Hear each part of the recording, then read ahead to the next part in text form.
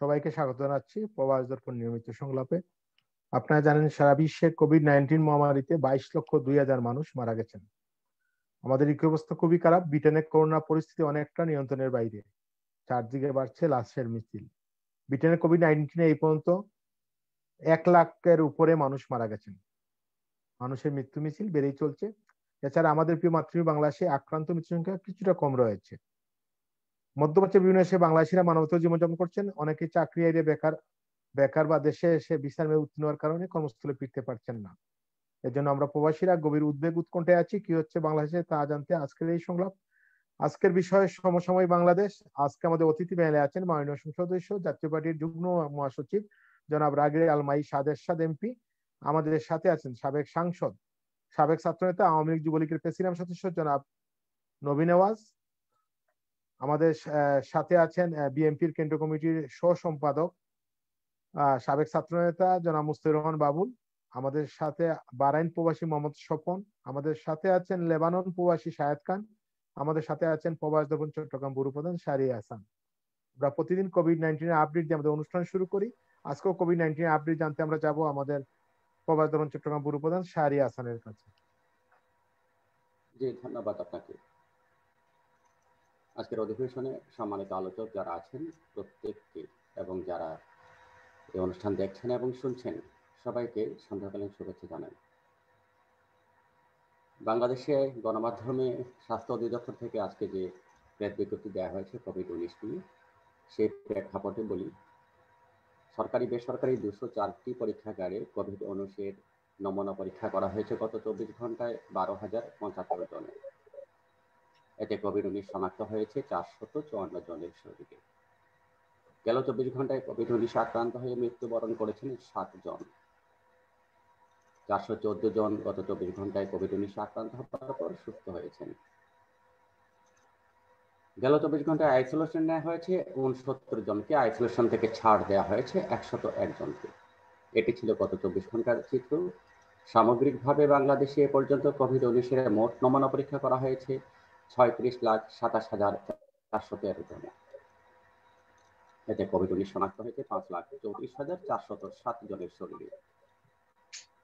দুঃখজনকভাবে COVID-19 আক্রান্ত হয়ে এ পর্যন্ত মৃত্যুবরণকারীর সংখ্যা 8,094। ঘরে হাসপাতালে বিভিন্নভাবে চিকিৎসা সেবা নিয়ে কোভিড-19 আক্রান্ত হবার পর সুস্থ হয়ে ফিরেছেন এ পর্যন্ত 4,78,960 জন। এই মুহূর্তে আইসোলেশনে আছেন 10,520 জন এবং এই পর্যন্ত আইসোলেশন থেকে ছাড় দেওয়া হয়েছে 88,504 জনকে। এটি ছিল কোভিড-19 বাংলাদেশের সর্বশেষ চিত্র। ধন্যবাদ জানাই আপনাদের সবাইকে। ধন্যবাদ শাহরিয়া ভাই। আমরা আজকে আসলে আমরা দীর্ঘদিন যাবৎ মধ্যপ্রাচ্য নিয়ে আমরা কাজ করছি। আপনি জানেন যে আমরা মধ্যপ্রাচ্যের আমরা আজকে সকালে বাহরাইনে একটা নিউজ পেপারে মানে একটা নিউজ এসেছে এবং যে নিউজ এসেছে যে এটা সম্ভবত বাহরাইনের, বিশেষ করে বাহরাইনের সরকার যে বাংলাদেশে যারা আটকা পড়ে আছেন তাদেরকে নেওয়ার ব্যাপারে সিদ্ধান্ত নিতে যাচ্ছে এবং সম্ভবত যারা তালিকাভুক্ত হয়েছিলেন নাম তাদের নিয়ে কাজ শুরু করেছে। শাহরিয়া ভাই, আমি একটু শুরুতে, যেহেতু আমাদের অতিথিরা আছেন এবং আমাদের অনেক দর্শক আসলে অনেকেই জানেন আমরা মধ্যপ্রাচ্য নিয়ে কাজ করি, আপনি যদি ছোট করে একটু ব্রিফ করেন, কারণ এখানে লেবাননে এবং বাহরাইনে আছেন, আমরা জানি কাতারও অনেক প্রবাসী বাংলাদেশে আটকা পড়েছেন। আমরা প্রতিটা অনুষ্ঠানে আমরা প্রবাসীদের সমস্যাটা তুলে ধরি, যদি একটু ছোট করে ব্রিফ করেন প্লিজ। জি, ধন্যবাদ আপনাকে। অত্যন্ত সুন্দর একটা শুভ সংবাদ জানিয়েছেন। আমি বিষয়টি জানতাম না, এই মুহূর্তে আপনার কাছ থেকে জানতে পেলাম যে বাহরাইনের দৈনিক পত্রিকায় এই বিষয়ে একটা সংবাদ জানিয়ে আলোকপাত করা হয়েছে। আমি খুব বেশি কিছু বলতে চাইছি না, কারণ কি আমাদের মাননীয় সংসদ সদস্য যিনি এখানে আছেন রাগির আলমাই এরশাদ, তিনি এবং আমাদের যে সম্মানিত আলোচকরা আছেন, আমাদের অত্যন্ত প্রিয় ভাজন, সম্মানিত রাজনীতিক এবং আমাদের সবসময় যিনি আমাদেরকে তার পরামর্শ দিয়ে থাকেন নবী নেওয়াজ ভাই, এবং সাথে আছেন আমাদের বাংলাদেশ জাতীয়তাবাদী দলের প্রখ্যাত রাজনীতিবিদ, তিনি আমাদেরকে যথেষ্ট পরামর্শ দিয়ে থাকেন। তারা সবাই বিষয়টি জানেন। অতএব আমি পুনরুল্লেখ করতে চাইছি না একই কথা বারবার। শুধু ছোট্ট করে এটুকু বলতে চাইছি, আপনারা সবাই জানেন যে এটা দুভাগে বিভক্ত একটা সমস্যা। একটি হচ্ছে যারা প্রবাস থেকে ছুটি নিয়ে বাংলাদেশে এসেছিলেন করোনা কালে কিংবা করোনা কালের কিছু আগের সময়টায়, তারা এই কোভিড-19 কারণে গিয়ে ফিরে যেতে পারেননি তাদের স্ব কর্মস্থলে। এবং সেটিও জানেন যে কেন যেতে পারেনি, কারো ভিসার মেয়াদ শেষ হয়েছে, কারো ফ্লাইটের জটিলতার কারণে যেতে পারেনি, শেষ পর্যন্ত ওদের ভিসার মেয়াদ উত্তীর্ণ হয়ে গেছে। এই প্রেক্ষাপটে তাদেরকে দেশ থেকে তাদের স্ব স্ব কর্মস্থানে বিদেশে ফিরিয়ে নেওয়াটা অত্যন্ত জরুরি। জরুরি দুটো কারণে, একটি হচ্ছে যারা আমাদের রেমিটেন্স যোদ্ধা তারা বাইরে যাওয়াই মানে আমাদের দেশ, আমাদের সরকার এবং জাতির জন্য বৈদেশিক মুদ্রা অর্জন করা, যেটি আমাদের অর্থনীতির একটা একটা মূল ভিত বলা যায়। দ্বিতীয়টি হচ্ছে এই লাক্ষাধিক মানুষ যারা আটকে আছেন তাদের পরিবারের যদি 5-7 জন করে ধরে, তাহলে কয়েক লক্ষ মানুষ মানবেতর জীবনযাপন করছে দুঃখ দুর্দশায়। সেই দুঃখ দুর্দশা লাঘব করাও আমাদের সরকার কিংবা আমরা যারা আছি আমাদের প্রত্যেকেরই দায়িত্ব। সেই জায়গা থেকে তাদের দ্রুত ফিরিয়ে নেওয়ার ব্যাপারে যে পদ্ধতি অবলম্বন করতে হয় আপনারা নিশ্চয়ই জানেন সেটি। একটু দুঃখ লাগে এই জায়গাটায় যে বাহরাইন কিংবা কাতারে যারা সে আটকে পড়ে আছেন তারা যেতে পারছেন না, কিন্তু বিভিন্ন কারণে মন্ত্রণালয় থেকে বলা হয়, বিভিন্ন কারণ দেখায় এবং তারা বলে যে কূটনৈতিক পর্যায়ে কাজ চলছে, সহসা হবে, কিন্তু বছর পেরিয়ে যাচ্ছে প্রায়। উল্লেখ করি একটুখানি যে ওই বাহরাইন কিংবা কাতারে অন্য দেশে যারা কাজ করতেন, আমি বারবার কথাটা বলি, ধরুন ফিলিপিন্স, ভারত, শ্রীলঙ্কা, নেপাল, এইসব জায়গার যারা ওখানে গিয়ে কাজ করতেন বাহরাইনে কিংবা কাতারে কিংবা অন্যান্য দেশে, তাদের সরকার তাদেরকে কিন্তু ওই দেশের সাথে কূটনৈতিক যোগাযোগ করে তাদেরকে বিদেশে ফেরত পাঠিয়েছেন তাদের স্ব কর্মস্থলে। শুধুমাত্র হতভাগ্য আমার বাংলাদেশি যারা দুঃখ কষ্ট নিয়ে জীবনযাপন করেন তারাই কোনো না কোনো কারণে ফিরে যেতে পারছেন না। তো মূল জটিলতাটা কোথায় সেটি একটু উদ্ঘাটন করা খুব জরুরি দরকার। সেই জায়গাটা হাত দিতে পারলে এবং ঠিকঠাক মতো কাজ করলে আমি বিশ্বাস করি যে তাদেরকে ফিরিয়ে দেওয়াটা ওখানে খুব একটা কঠিন বিষয় নয়, সর্বোচ্চ কূটনৈতিক তৎপরতার মাধ্যমে। দ্বিতীয় যে অধ্যায়টি সেটি হচ্ছে আপনারা জানেন বিশেষত লেবাননে, আমরা বারবার এই বিষয়টা এই জন্য উত্থাপন করে থাকি, আমাদের গণমাধ্যম কতটা জানে বা সরকার কতটুকু বিষয়টি অবহিত আছেন জানি না, আমাদের দূতাবাসগুলো কি ঠিক ইনফরমেশন গুলো পররাষ্ট্র মন্ত্রণালয় বা সরকারের কাছে পৌঁছায় কিনা সেই নিয়ে আমার সংশয় আছে। কারণ লেবানন আপনারা জানেন যে সেখানে প্রতিনিয়ত মানুষ মৃত্যুর সঙ্গে যুদ্ধ করছে, আমার বাংলাদেশিরা। ওই দেশের যারা নাগরিক তারা নিজেরাই খেতে পাচ্ছে না, ওই দেশের সরকারের অস্তিত্ব প্রায় বিলীনের অবস্থা, দেশে কোনো কর্মসংস্থান নেই। বছরের পর বছর বিশেষ করে গত 1 বছর যাবত তারা কর্মসংস্থান হারিয়ে ভোকানাঙ্গা অবস্থায় ওই দেশটায় আছে, চিকিৎসা নিতে পারছে না, খেতে পারছে না, থাকার জায়গা নেই, উপার্জন নেই, ভিক্ষাবৃত্তি করছে, উচ্ছিষ্ট কুড়িয়ে খাচ্ছে। এই যে বিষয়গুলো বিশেষ করে আরো বেশি কষ্ট লাগে যখন ওখানে প্রচুর নারী কর্মী আমাদের বোনেরা যারা ওখানে কাজ করেন, তারা এই অনুষ্ঠানে এসে আপনাদের সামনে বহুবার কান্না করেছেন, বহুবার তাদের আকুতি জানিয়েছেন, কিন্তু কোনো ধরনের ফলাফল কিন্তু আমাদের হাতে এখন পর্যন্ত আসেনি। আলোচনা চালিয়ে যাবার পাশাপাশি প্রবাস দর্পণ বিষয়টি সরকারের সংশ্লিষ্ট মন্ত্রণালয়ের নজরে দেওয়ার জন্য চেষ্টা করেছি লিখিতভাবে কিংবা বিভিন্নভাবে, সেই চেষ্টাটিও অন্তত গণমাধ্যম হিসেবে একটা দায় থেকে সেই কাজটা তারা করেছে, কিন্তু মূল কাজটা হচ্ছে সরকার কিংবা সংশ্লিষ্ট মন্ত্রণালয়। তো এই বিষয়ে আজকের মাননীয় সংসদ সদস্য এবং প্রাজ্ঞ রাজনীতিক যারা আছেন তাদের কাছে সবই অনুরোধ করব যে বিষয়টি যেন খুব প্রলম্বিত না হয়, দ্রুত যেন এই দুঃখ দুর্দশাগুলো থেকে তারা উত্তরণ ঘটিয়ে একটা ভালো সুস্থ সুন্দর জীবনযাপন করতে পারে, সেই জায়গাটা আপনারা নিশ্চয়ই চিন্তা ভাবনা করবেন। ধন্যবাদ সবাইকে। ধন্যবাদ শাহরিয়ার ভাই। আমি একটু আপনাদের জানিয়ে চাই, গতকালকে রাতেও একজন লেবাননে একজন বাংলাদেশি মহিলা মারা গেছেন গতকাল রাত্রে। প্রতিদিনই মারা যাচ্ছেন আমাদের প্রবাসীরা। আর আমরা যে কথাগুলো বলি আমাদের অনুষ্ঠানে যারা আসেন, যারা ভিকটিম, যারা সরাসরি মানে বিভিন্ন সমস্যায় জর্জরিত, তারা এসে যে কথাগুলো বলেন আমরা এই কথাগুলো প্রবাস আমরা তুলে ধরি। আমরা নিজস্ব কোনো মতামত নেই, আমাদের অনুষ্ঠানে যারা আসেন তাদের কথা তুলে ধরি। আর এই জন্য আমরা প্রবাস, বিশেষ করে এখন সংসদ চলছে, আমরা এই সংসদে গতকাল একজন মাননীয় সংসদ সদস্য ছিলেন জনাব ফখরুল ইমাম এমপি মহোদয়, উনি কিন্তু সংসদে তুলে ধরেছেন, আমরা দেখেছি, এবং অনেক প্রবাসী এর জন্য অভিনন্দন জানিয়েছেন। আমরা আগামীকালকে আমরা যেহেতু মধ্যপ্রাচ্যের সমস্যাটা খুবই সংকটজনক এবং অনেকেই মারা যাচ্ছেন, এই কারণে আগামীকালকে আমরা মধ্যপ্রাচ্যের প্রবাসীদের সমস্যা ও উন্নয়ন সংস্থার ভূমিকা বিষয়ক আমরা প্রোগ্রাম করব। বাংলা সময় রাত 9টায়, ইউকে সময় বিকাল 3টায়। আমাদের আগামীকালকে অতিথি থাকবেন মোহাম্মদ শাহিদুজ্জামান ফুকন এমপি, মেহেরপুর 2 আসনের আওয়ামী লীগের নেতা। থাকবেন সৈয়দ সাইফুল হক, চেয়ারম্যান ওআরবি ডেভেলপমেন্ট ফাউন্ডেশন, যিনি এনজিওর দায়িত্বে আছেন, একটা এনজিওর প্রধান। থাকবেন বিনয় কৃষ্ণ মল্লিক, নির্বাহী পরিচালক রাইটস যশোর, উনি হচ্ছেন একটা এনজিওর প্রধান। আমরা জানতে চাই যে এই যে প্রবাসীরা যে অমানবিক জীবনযাপন করছেন এবং যে এনজিও সংস্থাগুলো অভিবাসীদের নিয়ে কাজ করে তাদের ভূমিকাটা আমরা জানতে চাই, তারা কি করছে। আমরা গতকালকে আমরা সাংবাদিকদের নিয়ে প্রোগ্রাম করেছিলাম, বিভিন্ন মিডিয়া সাংবাদিকরা ছিলেন, আমরা বিভিন্ন অংশের মানুষদেরকে এই প্রবাসীদের সাথে সংযুক্ত করার জন্য আমরা এই অনুষ্ঠানগুলো করে থাকি। ধন্যবাদ শাহরিয়ার ভাই, আবার আসবো আপনার কাছে। আমি শুরুতে যেতে চাই, আমাদের সাথে আছেন লেবানন প্রবাসী শাহেদ খান। শাহেদ ভাই একটু আনমিট করতে হবে। শাহেদ ভাই, আমরা জানি গতকালকে একজন মারা গেছে এবং আমরা অনেক ভিডিও পাই, মানুষের কান্নার ভিডিও এবং মানুষের যে খারাপ অবস্থায় সেই ভিডিওগুলো পাই। শাহেদ খান, আমরা যদি একটু বলেন যে গতকালকে যে ঘটনা ঘটছে, একজন লোক কোভিড এবং চিকিৎসার অভাবে মারা গেছেন, এই ব্যাপারে কি বলবেন? ধন্যবাদ রূপক দাদা এবং উপস্থিত এমপি মহোদয়গণ, এবং আগেও আপনারা আমার সাথে যুক্ত ছিলেন, আপনারা শুনতে পেরেছেন। পুরানা কথা আমি আর বলতে চাই না, যে বর্তমানে লেবাননে যে অবস্থা শুরু হয়েছে, আমি আগে থেকে ইঙ্গিত দিয়েছিলাম, আপনাদের কাছে বলেছিলাম যে এমন অবস্থা লেবাননে যে মানবতার জীবন এত নিম্ন পর্যায়ে চলে গেছে, এখন কে কোন জায়গায় মারা যাচ্ছে সেটা আমরা খবর পেতেও ব্যাক পেতে হচ্ছে। যেমন গত সপ্তাহে দেখছেন 2 জন মারা গেছে, এই যে গতকালকে আবার 1 জন মারা গেছে। এরা কিন্তু চিকিৎসার অভাবে, খাওয়ার অভাবে। আর এগুলা হইতেছে কি জন্য? কারণ টাকা পয়সা নাই, তারা সুষ্ঠুভাবে সুন্দর ঘর বা একটু ভালো জায়গায় কোথাও থাকতে পারতেছে না। যে যেখানে যেভাবে রাত কাটাচ্ছে, ঘর ভাড়া যদি দিতে না পারছে, তাই এখানকার যে মালিক, ঘরের মালিক, সে আস্তে করে এসে দরজায় তালা লাগাই দিতেছে। অর্থাৎ ঘরের ভিতরে যে আমার 2-4টা জিনিস আছে, সেই জিনিসটাও নিতে দেয় না তারা, এমন অবস্থা হয়ে গেছে। এই পর্যায়ে যদি এখনো সবাই চুপ করে থাকে, আমরা আসলে এখানে গল্প করতে আসি না। এই যে গত 20 বছরও তো লেবানন সম্পর্কে কেউ কান্নাকাটি করে নাই, কোনো মিডিয়ার কাছে যায় নাই, কেউর কাছে বলে নাই। আজকে কেন আমরা বলতেছি? আজকে কি জন্য বলতেছি? আজকে অবস্থা এতই খারাপ। এই যে আজকে 29 তারিখ, গত 28 তারিখে রেড লকডাউন শেষ হওয়ার কথা ছিল, অথচ তার 3 দিন আগে আবার নতুন করে রেড অ্যালার্ট লকডাউন দিয়ে দিছে, অর্থাৎ আগামী মাসের 10 তারিখ। কিন্তু আমি নিজে আমার ঘরের জন্য যখন শুনছি রেড অ্যালার্ট লকডাউন দিবে, আগামীকাল থেকে শুরু হবে বা 2 দিন পরে শুরু হবে, আমি কি করছি, আমার চলার জন্য অন্তত পক্ষে কতদিন, 2 সপ্তাহ, ওকে 2 সপ্তাহ আমি যেন খাইতে পারি, চলতে পারি, সেরকম ভাবে আমার জিনিসপত্র আমি নিয়ে আসছিলাম।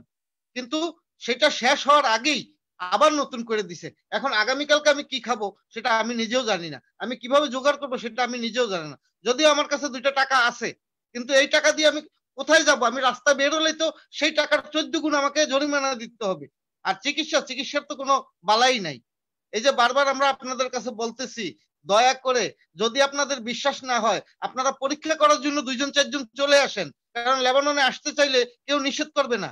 আপনারা 2 জন 4 জন চলে আসেন, এসে নিজেদের চোখে দেখে যান যে বর্তমানে কি অবস্থা, কি ধরনের মানবতার জীবন। যেটা বলতে পারেন, বাংলাদেশে রাত্রেবেলা ফুটপাতে যদি ওই রেল স্টেশনের কিনারে রাত্রেবেলা 9টা-10টার পরে বের হলে যেরকম দেখা যায়, বাংলাদেশিদের অবস্থা এখানে সেরকম হয়ে গেছে। এটা কোনো গল্প না, এটা সত্যি কাহিনী। আমরা প্রবাসে আসছি রেমিটেন্স যোদ্ধা হিসাবে, লাখো লাখো ডলার আমরা কামাই করে দেশে পাঠিয়েছি।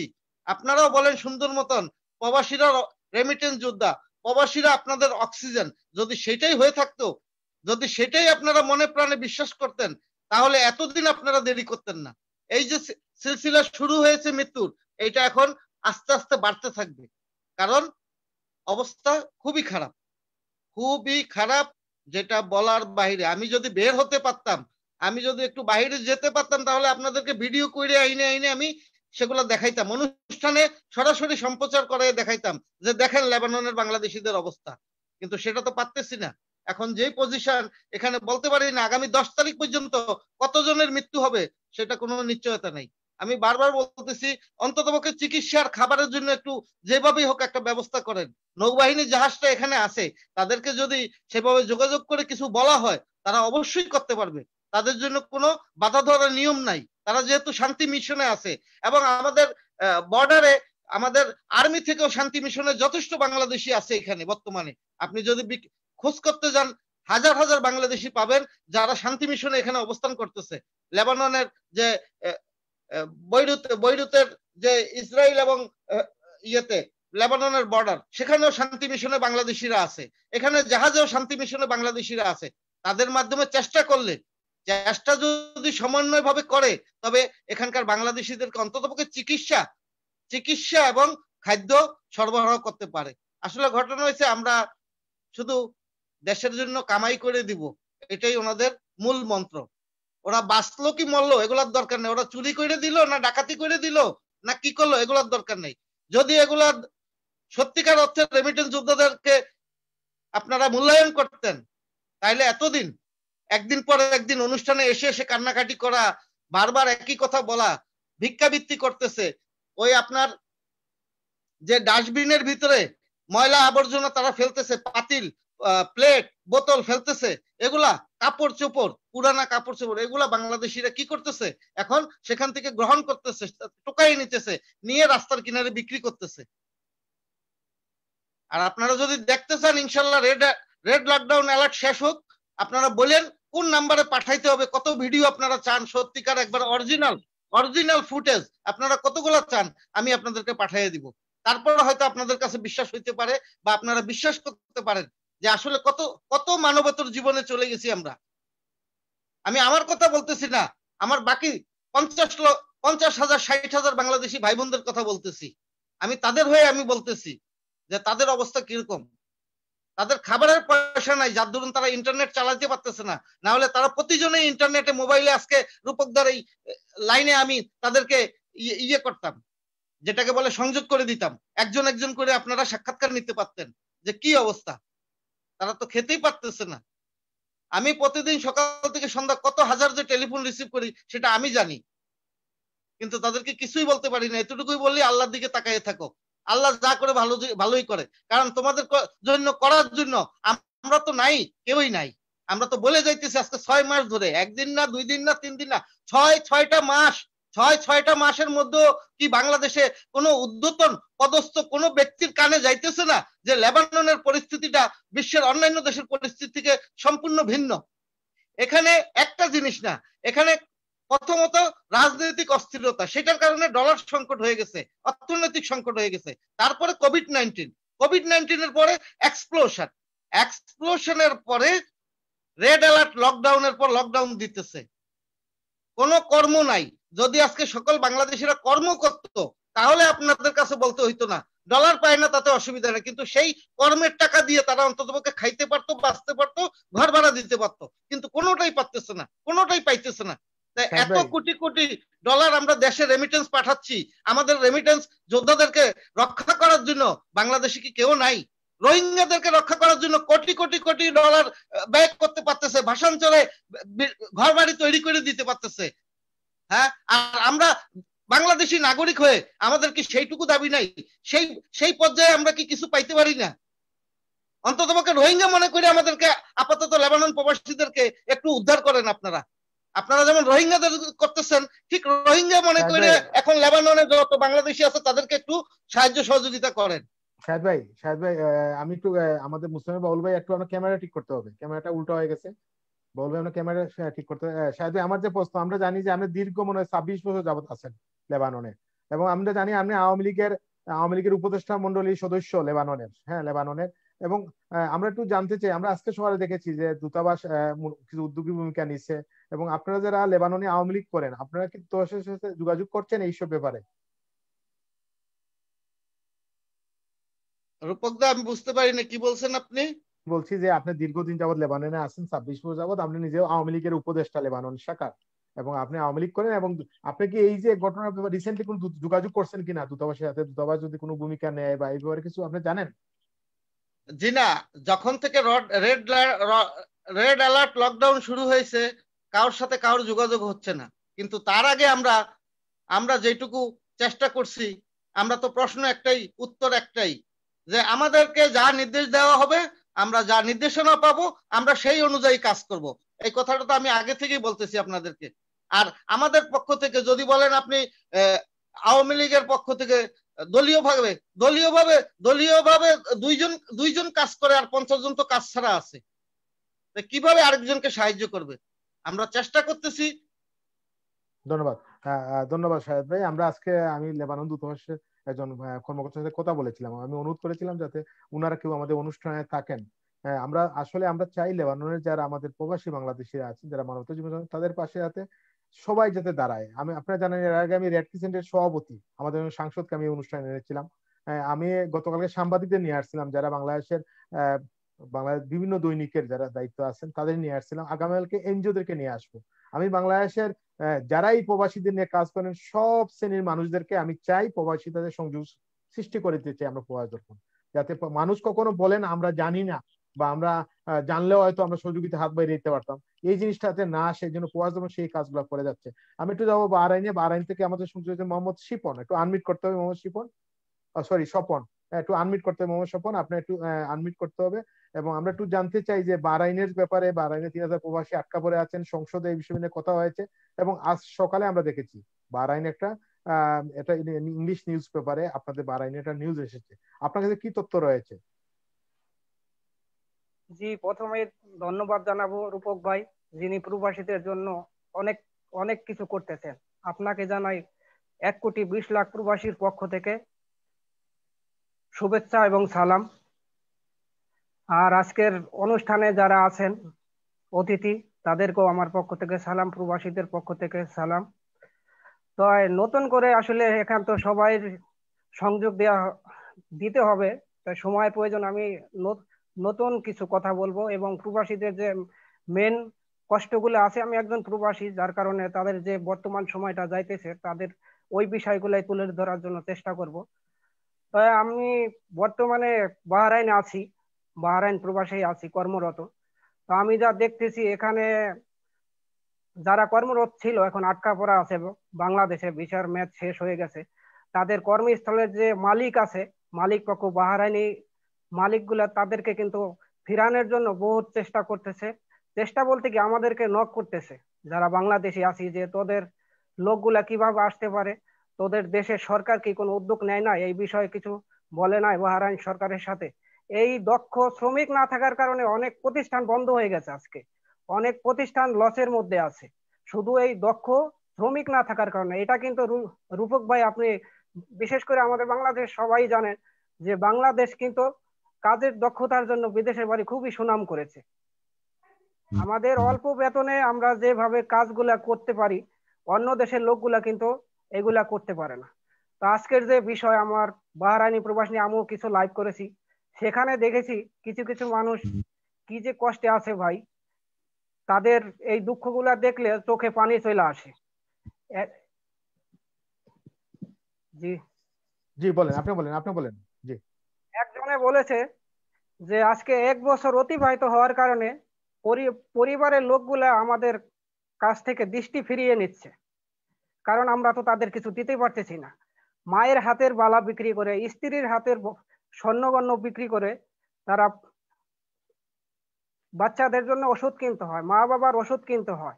শেষ পর্যন্ত ছোট ছোট বাচ্চাদের যে শখের জিনিসগুলা ছিল, সেই জিনিসগুলা বিক্রি করে তাদের চোখে পানি এসেছে, তারপরও সেই জিনিসগুলা নিয়ে বিক্রি করে সংসারে হাল ধরতেছে। কি করবো, আজকে 1 বছর ধরে, 1 বছর উপরে হয়ে গেছে, তারা বিভিন্ন রকম মানববন্ধন করেছে, বিভিন্ন রকম প্রোগ্রাম করেছে, লাইভে এসে মাননীয় সংসদ সদস্যরাও কিন্তু আসেন। দেখেন আজকে দেশ চলতেছে আমাদের প্রবাসীদের আত্মত্যাগের মাধ্যমে, তাদের পরিশ্রমের এই রক্ত ঝরা ঘামের পরিশ্রমের মাধ্যমে কিন্তু দেশে রেমিটেন্স যাচ্ছে। এরাই কিন্তু দেশের আসল মুক্তিযোদ্ধা আমি মনে করি। এক মুক্তিযোদ্ধারা দেশ স্বাধীন করে দিয়ে গেছেন। আর আজকে যেই এই সমস্ত এই প্রবাসী মুক্তিযোদ্ধাদের কারণে কিন্তু দেশ চলতেছে। আমি মনে করি এরাই আসল মুক্তিযোদ্ধা, যাদের পরিশ্রমের কারণে আজকে দেশ উন্নত হচ্ছে, উন্নয়ন হচ্ছে, ভালো ভালো কাজ করতেছে সরকার। তো আমি মনে করি এই যে আটকে পড়া বাহরাইনি প্রবাসী আছে, বিভিন্ন দেশের লোকগুলা কিন্তু দেশে আটকা পড়ে আছে, তাদেরকে যদি তাদের কর্মস্থলে ফিরানো সম্ভব হয় তাহলে কিন্তু দেশের জন্য মঙ্গল, দেশের জন্য ভালো হবে। এই লোকগুলা দেখেন, শুধু 3,000 বাহরাইনি প্রবাসী না, এক একটা লোকের 5 জন 6 জন লোক কিন্তু এই একটা বাহরাইনি প্রবাসীর কর্মস্থলে কর্ম করে মাসিক যে বেতনটা পায় সেটার মাধ্যমে কিন্তু তিনি চলতেছেন, তার পরিবারে 5টা 6টা মানুষের জীবন রিজিক চলতেছে, তারা তাদের ভবিষ্যৎ খুঁজে পাইতেছে। আমি মনে করি এক একটা ফ্যামিলির জন্য এক একটা লোক যারা কর্মরত বাহরাইনে ছিলেন, এক একটা লোক কিন্তু এক একটা ফ্যামিলির জন্য মুক্তিযোদ্ধার মতো। তার এই কষ্টের বিনিময়ে তার ফ্যামিলি চলতেছে, তারা তাদের সুখের ভবিষ্যৎ খুঁজে পাইতেছে, ছেলে মেয়েদের লেখাপড়া চলতেছে একজন মানুষের জন্য। কিন্তু আজকে তারা কর্মহারা হয়ে দেশে এমন পরিস্থিতি হয়ে গেছে যে দেখা গেছে আমরা যারা বিদেশে থাকি সাধারণত, এটা কিন্তু সবাই জানি, বিদেশে থাকার কারণে আমরা মাসিকভাবে ফ্যামিলিতে একটা টাকা পাঠাই, যেটার মাধ্যমে পরিবার পরিজন গুলা সুখে থাকে, ভালো থাকে। তো তো এখন কর্মরত না থাকার কারণে কিন্তু দেশের যে পরিস্থিতি, এখন বিদেশে থাকার কারণে কিন্তু আমাদের পরিবারে একটা খরচের ম্যাপ এসে গেছে, সেটা কিন্তু বাড়তে থাকে, কমতে থাকে না। আজকে বাংলাদেশে এরকম কোনো কর্মস্থল নাই যে তারা একটা কর্ম করে ওখানে সংসারে একটা হাল ধরবে, এরকম পরিস্থিতি কিন্তু নাই। সে যে একটা বেতনে চাকরি করে কাজ করে সংসারে হাল ধরবে এরকম পরিস্থিতি নাই। তো আমি মনে করি বাংলাদেশের সরকারের দায়িত্বে যারা আছেন তাদের এই জিনিসগুলা দেখা উচিত, বোঝা উচিত, এবং কি জোরালো ভাবে এই লোকগুলোর জন্য কূটনৈতিক তৎপরতার মাধ্যমে বাহরাইন সরকারের সাথে আলাপ আলোচনার মাধ্যমে, আপনারা সফরের মাধ্যমে যেইভাবে হোক এই লোকগুলার এই বাহরাইন কর্মস্থলে ফিরতে পারে সেই ব্যবস্থা করে দিবেন। আমার একটাই দাবি, শুধু আমার না, পুরো বাহরাইন প্রবাসীদের একটাই দাবি, এই আটকে পড়া বাহরাইনি প্রবাসীদেরকে জরুরি ভাবে তাদেরকে কর্মস্থলে ফিরিয়ে আনার ব্যবস্থা করে দিবে সরকার। যারা এই বিষয়ে ধন্যবাদ ধন্যবাদ মোহাম্মদ স্বপন। আমরা জানি এরই মধ্যে আমাদের মাননীয় পররাষ্ট্রমন্ত্রী বাহরাইনের পররাষ্ট্রমন্ত্রী নিয়ে সাথে কথা বলেছেন, এবং আজকে আমরা দেখেছি যে বাহরাইন একটা ইংলিশ মিডিয়ায়, ইংলিশ অনলাইন মিডিয়াতে আপনাদের নিউজ চলে আসছে। আমরা আশা করতেছি যে হয়তো কিছুদিনের ভিতরে বাহরাইনের প্রবাসীদের সমস্যার সমাধান হবে। আমরা জানি যে বাংলাদেশ দূতাবাস অনেক কাজ করতেছে বাহরাইনের, এবং আমরা জানি যে বিশেষ করে পররাষ্ট্র মন্ত্রণালয় রিসেন্টলি অনেক উদ্যোগী ভূমিকা নিচ্ছে এবং কাজ করতেছে। আমরা দুইটা সার্কুলার দেখেছি। আমরা জানেন কাতার প্রবাসীরা আটকা পড়ে আছেন, কাতার এবং বাহরাইনে দুইটা প্রেস বিজ্ঞপ্তি দিয়েছেন আমাদের পররাষ্ট্র মন্ত্রণালয় থেকে, এবং তারা বলছেন যে কাজ করছেন। আমরা আশা রাখি যে কিছুদিনের ভিতরে এই সমস্যার সমাধান হবে। আমরা একটু যেতে চাই, আমরা সমসাময়িক বিষয় নিয়ে বাংলাদেশের কথা একটু শুনতে চাই, কারণ আমরা জানি বাংলাদেশে পৌরসভা নির্বাচন হচ্ছে, বিভিন্ন জেলায় জেলায় পৌরসভা গুলোতে নির্বাচন হচ্ছে। একই সাথে আপনারা দেখতে পাচ্ছি আমরা বেকার সমস্যা রয়েছে কোভিড এর কারণে। আর যেটাও বলবো যে বেকার সমস্যার পাশাপাশি চলছে দ্রব্যমূল্য ঊর্ধ্বগতি। এ ব্যাপারে আমি যাবো, আমাদের সাথে আছেন বিএনপির কেন্দ্রীয় কমিটির সহ সম্পাদক সাবেক ছাত্র নেতা জনাব মুস্তাফিজুর রহমান বাবুল। বলবো একটু আনমিউট করতে হবে আপনাকে। জি বাবুল ভাই, আমরা একটু জানতে বাংলাদেশের বিষয়ে একটু কথা বলতে চাই। বাংলাদেশে যে কথাগুলো বললাম, যে এদিকে নির্বাচন চলছে, নির্বাচন নিয়ে আপনার পক্ষ বিপক্ষে বিভিন্ন কথা আসতেছে। আপনারা বিএনপি বলতেছে খারাপ ছবি হচ্ছে, আওয়ামী লীগে অনেকেই বলতেছেন বিএনপির জনপ্রিয়তা কমে গেছে, এই কারণে জনগণ ভোট দিচ্ছে না। একই সাথে বেকার সমস্যা এবং দ্রব্যমূল্য ঊর্ধ্বগতি, কি বলবেন আপনি?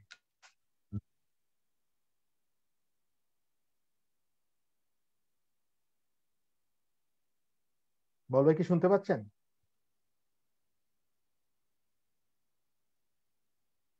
বাবুল ভাই কি শুনতে পাচ্ছেন? সম্ভবত ইন্টারনেটে ডিস্টার্ব হচ্ছে। বাবুল ভাই কি আপনি শুনতে পাচ্ছেন আমার কথাটা? আমি একটু যাবো শাহরিয়ার ভাই কাছে। শাহরিয়ার ভাই একটু আনমিট করতে হবে। শাহরিয়ার ভাই আমরা একটু বাবুল ভাইয়ের জন্য অপেক্ষা করবো, হয়তো উনি বিচ্ছিন্ন হয়ে গেছে, ইন্টারনেটের সমস্যা হচ্ছে। যে শাহরিয়ার ভাই, আমরা জানি বিশেষ করে এই যাবৎকালে আমাদের পররাষ্ট্র মন্ত্রণালয় মোটামুটি উদ্যোগী ভূমিকা নিয়েছেন প্রবাসীদের নিয়ে, এবং আমরা বিভিন্ন জায়গায় যে কাতার এবং ইয়ের ব্যাপারে দুইটা আমরা যে ফেসবুক বিবৃতি দেখলাম, এবারে একটু বলেন প্লিজ। জি ধন্যবাদ আপনাকে। আমরা সবাই যেটা বুঝতে পারি, বিষয়টা বুঝতে পারি, আমার কেন জানি মনে হয় যে পররাষ্ট্র মন্ত্রণালয় বা প্রবাসী কল্যাণ মন্ত্রণালয়ের কাজ শুরু করেছে, আমরা যেটুকু জানতে পেরেছি। এবং আমি কৃতজ্ঞতা জানাই যে আমাদের অনেক সংসদ সদস্যরা, মাননীয় সংসদ সদস্যরা এবং বিভিন্ন দলের যারা আমাদের সাথে অংশগ্রহণ করেন, তারা তাদের জায়গা থেকে, আমি জেনেছি, খুব ভালো মতো জেনেছি, তাদের জায়গা থেকে তারা এই বিষয়টি নিয়ে কাজ করেছেন, নিবেদিত প্রাণ হয়ে কাজ করেছেন। কোনো কোনো মাননীয় সংসদ সদস্য সেটি সংসদে উপস্থাপনও করেছেন। এটি আমরা একেবারে খুব কাছে থেকে দেখেছি যে এই বিষয়গুলো হচ্ছে। আমরা পররাষ্ট্র মন্ত্রণালয়ের দুটি প্রেস বিজ্ঞপ্তি পেয়েছি যে এই নিয়ে কাজ করা হচ্ছে। যে বিষয়গুলো আমরা আজ থেকে 15 দিন আগে বা 20 দিন আগে আমরা এই বিষয়গুলো ধারে কাছেও ছিলাম না, অর্থাৎ এক ধরনের অন্ধকারই ছিল পুরো বিষয়টা, অন্ধকারে ছিল। শাহরিয়ার ভাই, আমি আপনাকে আটা তথ্য দেই। আমরা আজকে সকালে লেবানন দূতাবাস একটা সার্কুলার দিচ্ছে যে যারা কোভিডে আক্রান্ত এবং যারা অসুস্থ বা লেবানন দূতাবাসে যোগাযোগ করার জন্য। লেবানন দূতাবাস একটু অ্যাক্টিভ হয়েছে, একটু সক্রিয় হয়েছে এবং কাজ করছে। হ্যাঁ জি বলেন।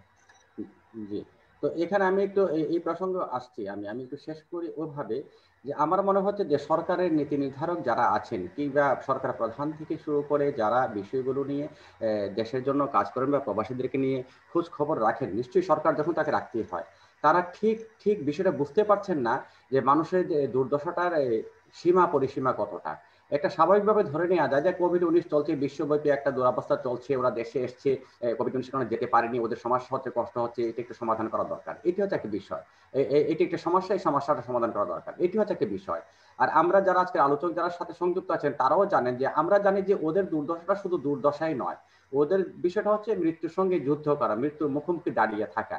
এই জায়গাটা আমাদের সরকার বুঝতে পারছে কিনা, জানতে পারছে কিনা। কারণ কি, যেখানে আমার দেশের সরকার বাইরের দেশের রোহিঙ্গাদেরকে মানবিক সাহায্যের জন্য নিবেদিত প্রাণ, একেবারে স্বেচ্ছায় তাদেরকে বাঁচানোর জন্য, তাদেরকে দুঃখ দুর্দশা থেকে একটু ভালো রাখার জন্য নিবেদিত প্রাণ হয়েছে, সেখানে আমার দেশের জনগণের জন্য সরকার কাজ করবে না, এটা বিশ্বাস করতে আমার কষ্ট হয়। এই প্রেক্ষাপটে আমার আরেকটা জিনিস মনে হয়, আরেকটা ব্যাপার মনে হয়, সেটি হচ্ছে কি জানেন, দূতাবাসগুলোর কথা যে বললেন আপনি, যেমন কি বাহরাইনের দূতাবাস কিংবা লেবাননের দূতাবাস কিংবা অন্যান্য দেশে কাতারের দূতাবাস, তারা ঠিক ইনফরমেশনটা মন্ত্রণালয়ে দিচ্ছে কিনা। অর্থাৎ এখন যদি লেবাননের দূতাবাস এটা বলে যে দেখুন সরকারকে বা মন্ত্রণালয়কে আজকে এতজন মারা গেছে এই কারণে, না খেতে পেয়ে কিংবা চিকিৎসা করতে না পেরে, এত লাখ মানুষ কর্মসংস্থান হারিয়ে এখন ভোকানাঙ্গা হয়ে গ্যারেজে গাড়ির নিচে ঘুমোচ্ছে, অনেক সময় ড্রাইভার খেয়াল করে না, গাড়ি স্টার্ট দিলে ওরা গাড়ির নিচেও পড়ে যায়, এই যে বিষয়গুলো আমরা জানলাম, এই বিষয়গুলোকে তুলে ধরছে কিনা, যে এইভাবে হাজার হাজার মানুষ এই কষ্টে আছে, তাহলে হয়তো মন্ত্রণালয় নড়াচড়া করে বসতো, কিংবা মন্ত্রণালয় সেটি যদি মনে করতে যে আরো উপরে বিষয়টা জানানো দরকার সেখানে জানাতেন। এই জায়গাটা আমার খুব সংশয় হয়। আরেকটা যেটি আপনি বলেছেন যে লেবাননের দূতাবাস এখন সেই ধরনের সার্কুলার দিয়েছে রোগীদেরকে থাকলে জানানোর জন্য, আমি খুব একটা খুশি নই বিষয়টা। একটা হচ্ছে কি জানেন, একটা হচ্ছে কি আমি আমার দায় থেকে, আমার মানবিক বোধ থেকে, আমার যে দায়িত্ব সেটা থেকে আমি কাজ করছি, সেটা হচ্ছে একটা বিষয়। আরেকটা হচ্ছে মানুষ যখন আমার বিরুদ্ধে কথা বলছে, মানুষ যখন আমার কাজগুলো আমার ঠিক কাজে করছি না, এই কাজ না করা নিয়ে আলোচনা সমালোচনা করছে, মিডিয়া যখন তাদেরকে অভিযুক্ত করছে, তখন যদি তাদের মাথায় জাগে যে হ্যাঁ আমাকে এই কাজটা করলে মনে হয় এটা উদ্ধার হতে পারবো, সেই চিন্তা করে যে দূতাবাস মনে করে যে এতগুলো আমার বিরুদ্ধে অভিযোগ আছে, আমি একটু কাজ করে সরকারকে দেখাই যে না আমরাও কাজ করছি, সেটা কিনা আমাকে ভাবতে হবে। আমি আগেই বলেছি লেবানন দূতাবাস সম্পর্কে আমার একটা বিরূপ ধারণা আমার ভেতরে আছে তাদের কর্মকাণ্ড সম্পর্কে, এবং আমি সুস্পষ্টভাবে গতকালও বলেছি লেবানন দূতাবাস যদি মনে করে যে প্রবাস দর্পণ থেকে লেবানন দূতাবাস সম্পর্কে সঠিক তথ্য উপস্থাপন করা হচ্ছে না, তাহলে তারা আমাদেরকে প্রতিবাদ করে জানাক যে আপনারা এই যে নিউজটা করছেন বা এই যে কথাগুলো বলছেন দূতাবাস সম্পর্কে এটি সত্য নয়, ঘটনাটা এরকম। আমরা যদি সেটা দেখি তাহলে আমরা নিশ্চয়ই তাদের কাছে ক্ষমা চাইবো। আর যদি সেটি না হয়ে থাকে তাহলে আমি নিশ্চয়ই দূতাবাসকে অভিযুক্ত করবো যে দূতাবাস সরকারের বেতনে ওখানে চাকরি করে, ওরা এই যে রেমিটেন্স যোদ্ধারা যারা না খেয়ে মারা যাচ্ছে, ওরা যে টাকাগুলো দেশে পাঠিয়েছে ওই টাকার বিন্দু বিন্দু রক্ত অর্জিত টাকার পয়সায় ওরা ভাত খাচ্ছে লেবানন দূতাবাসের রাজকীয় প্রাসাদে বসে। তাহলে তাদের দরকারটা ছিল কি, তাদের দরকারটা ছিল এই বিষয়গুলো সরকারকে ঠিকঠাক ভাবে জানানো। আমি সরকারকে মোটেও দোষারোপ করতে চাই না, এই জন্যই চাই না যে সরকারকে যদি আপনি যারা যে মন্ত্রণালয়ে যারা দায়িত্বে আছে তারা যদি উপস্থাপন করতে না পারে, আমার এই জায়গাটা সবচেয়ে বড় জায়গাটা, তারা যদি উপস্থাপন করতে না জানে তাহলে সরকার কিভাবে কতটা করবে, সেই জায়গাটা আমাদেরকে আরো সচেতন হওয়া দরকার বলে আমি মনে করি। এবং আজকে যারা গুণী আলোচকরা আছেন তারা তাদের জায়গা থেকে চেষ্টা করছেন, আমি সেই চেষ্টাটাকে আরো জোরদার করার জন্য তাদের কাছে বিনীতভাবে অনুরোধ করব। এটি হচ্ছে মূল বিষয়।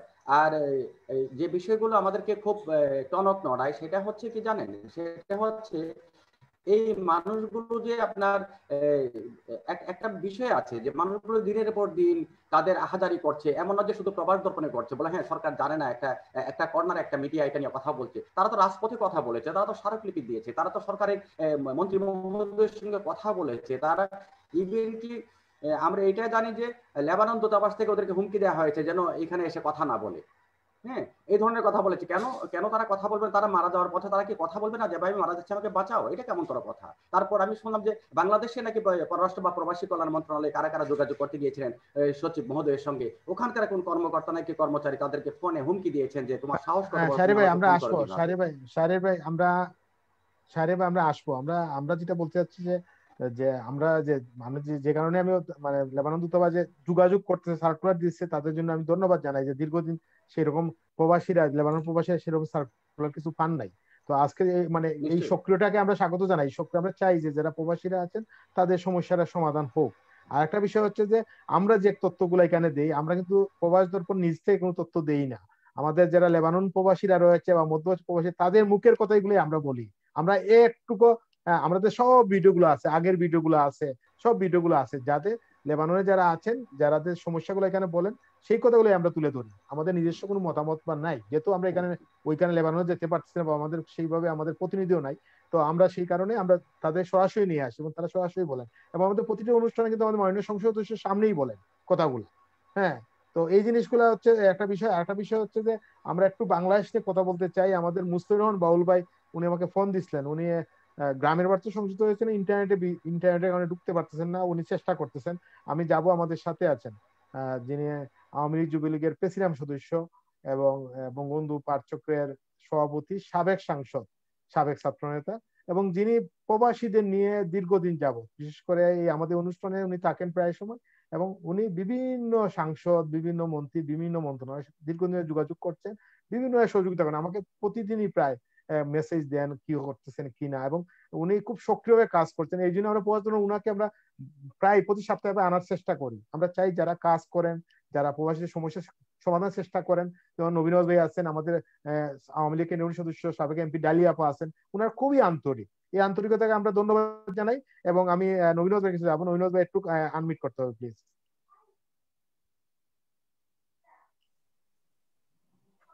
ধন্যবাদ প্রবাস দর্পণকে, রূপকদা। আজকের অনুষ্ঠানে আলোচক আছেন আমাদের মধ্যে জনাব শাহাদ এরশাদ এমপি, আমাদের মধ্যে মুস্তাফিজুর রহমান বাবুল ভাই, উনি জাতীয় দলের, শাহরিয়ার হাসান শাহরিয়ার ভাই আছেন, আমাদের শাহেদ খান সহ অনেক প্রবাসী এখানে নেতৃবৃন্দ আছেন। আসলে কথাটি কিন্তু আপনারা বলে ফেললেন আজকে দাদা। আমি আপনার কয়েক মাস আগেও কিন্তু অন্ধকারে ছিলাম। এই প্রবাসীদের নিয়ে যে বিষয়টি হতে শুরু হলো, আপনি 1 থেকে 2টা অনুষ্ঠানে আনার পরে আমি উপলব্ধি করলাম যে আসলে সমস্যাটি কোথায়। আর সেই উপলব্ধি থেকে আপনার মনে পড়ে যে আমি একজন এমপি মহোদয়, ওনাকে কিন্তু আমি ধারাগুলো বলে দিয়েছি, কি কোন ধারায় কিভাবে, বিশেষ করে আমি ফখরুল ইমান ভাইকেও কিন্তু আমি বলে দিয়েছি। ইভেন আমি যদি শেষ করে ফেলছিলাম, শেষে ফখরুল ইমান ভাইকে আবার একটা পয়েন্ট দিয়ে আবার একটু সময় নিয়ে 2 মিনিট সময় নিয়ে আমি কথা বলেছিলাম। আর তার কারণে, যে কারণে ফখরুল ইমান ভাই মহান সংসদে কথা বলেছেন, আপনি বললেন, আপনি জানেন যে আমি সর্বপ্রথম দিকেই এমপি মহোদয়দের বলেছি যে পয়েন্ট অফ অর্ডারে 71 বিধিতে প্রশ্ন উত্তরে বিশেষ করে অনেক সম্পূরক প্রশ্নে এই করে কিন্তু এই বিধিগুলো নিয়ে আসলে সংসদে সোচ্চার করতে পারলে অবশ্যই বিষয়টিকে সমাধান করা সম্ভব। আর সব থেকে বড় কথা হলো যে আমরা বর্তমানে মাননীয় প্রধানমন্ত্রী শেখ হাসিনার দিকে সবাই তাকিয়ে থাকি, কিন্তু আসলে কেন তাকিয়ে থাকি, ওনার যে আন্তরিকতা, ওনার নলেজে যদি কখনো যায় সেই বিষয়টি উনি কখনো অবহেলা করে ফিরিয়ে দেয় না, এটা আমরা বহু কাজে দেখেছি। তবে এখানে যে কথাটি আমার শাহরিয়ার ভাই বললেন যে সরকারের নীতি নির্ধারকদের অনেকটা নরমচরণ অবস্থা দেখতে পাচ্ছেন, অনেক জায়গা থেকে অনেক জায়গায় ফোন করা হচ্ছে, মন্ত্রণালয়ে অনেক রকমের আলোচনা হচ্ছে, বাহরাইনের ব্যাপারটি এগিয়ে এসছে, তারপর হচ্ছে লেবাননের ব্যাপারে মনে হয় এগিয়ে যাচ্ছে। এই কারণটি হচ্ছে ওই যে আপনার সেই প্রবাস দর্পণ, আপনি প্রবাস দর্পণে সেই অনুষ্ঠান করার কারণে, বা এই যে বারবার আপনি এমপি মহোদয়দের নিয়ে আসেন, সাবেক এমপিদের নিয়ে আসেন, অভিজ্ঞ মানুষদের নিয়ে আসেন, সেই কারণে আমি মনে করি এই বিষয়টির বরফ গলা শুরু হয়েছে। পর্যায়ক্রমে আমি মনে করি বিষয়টি একসময় সমাধানের একটি পথ খুঁজে পাবে। এখানে শাহরিয়ার ভাই চমৎকার একটা কথা নিয়ে এসেছে যে আমাদের যারা রাষ্ট্রদূত আছে বিভিন্ন দেশে, যারা আমাদের বিশেষ করে এম্বাসি গুলো আছে, এম্বাসি গুলোতে দায়িত্বটা পালন করার ক্ষেত্রে কিছু গাফেলতি আছে। আর এটার কারণটা হলো কি, আমাদের দেশের যারা মানুষ, আমাদের সবাই কিন্তু একরকম না।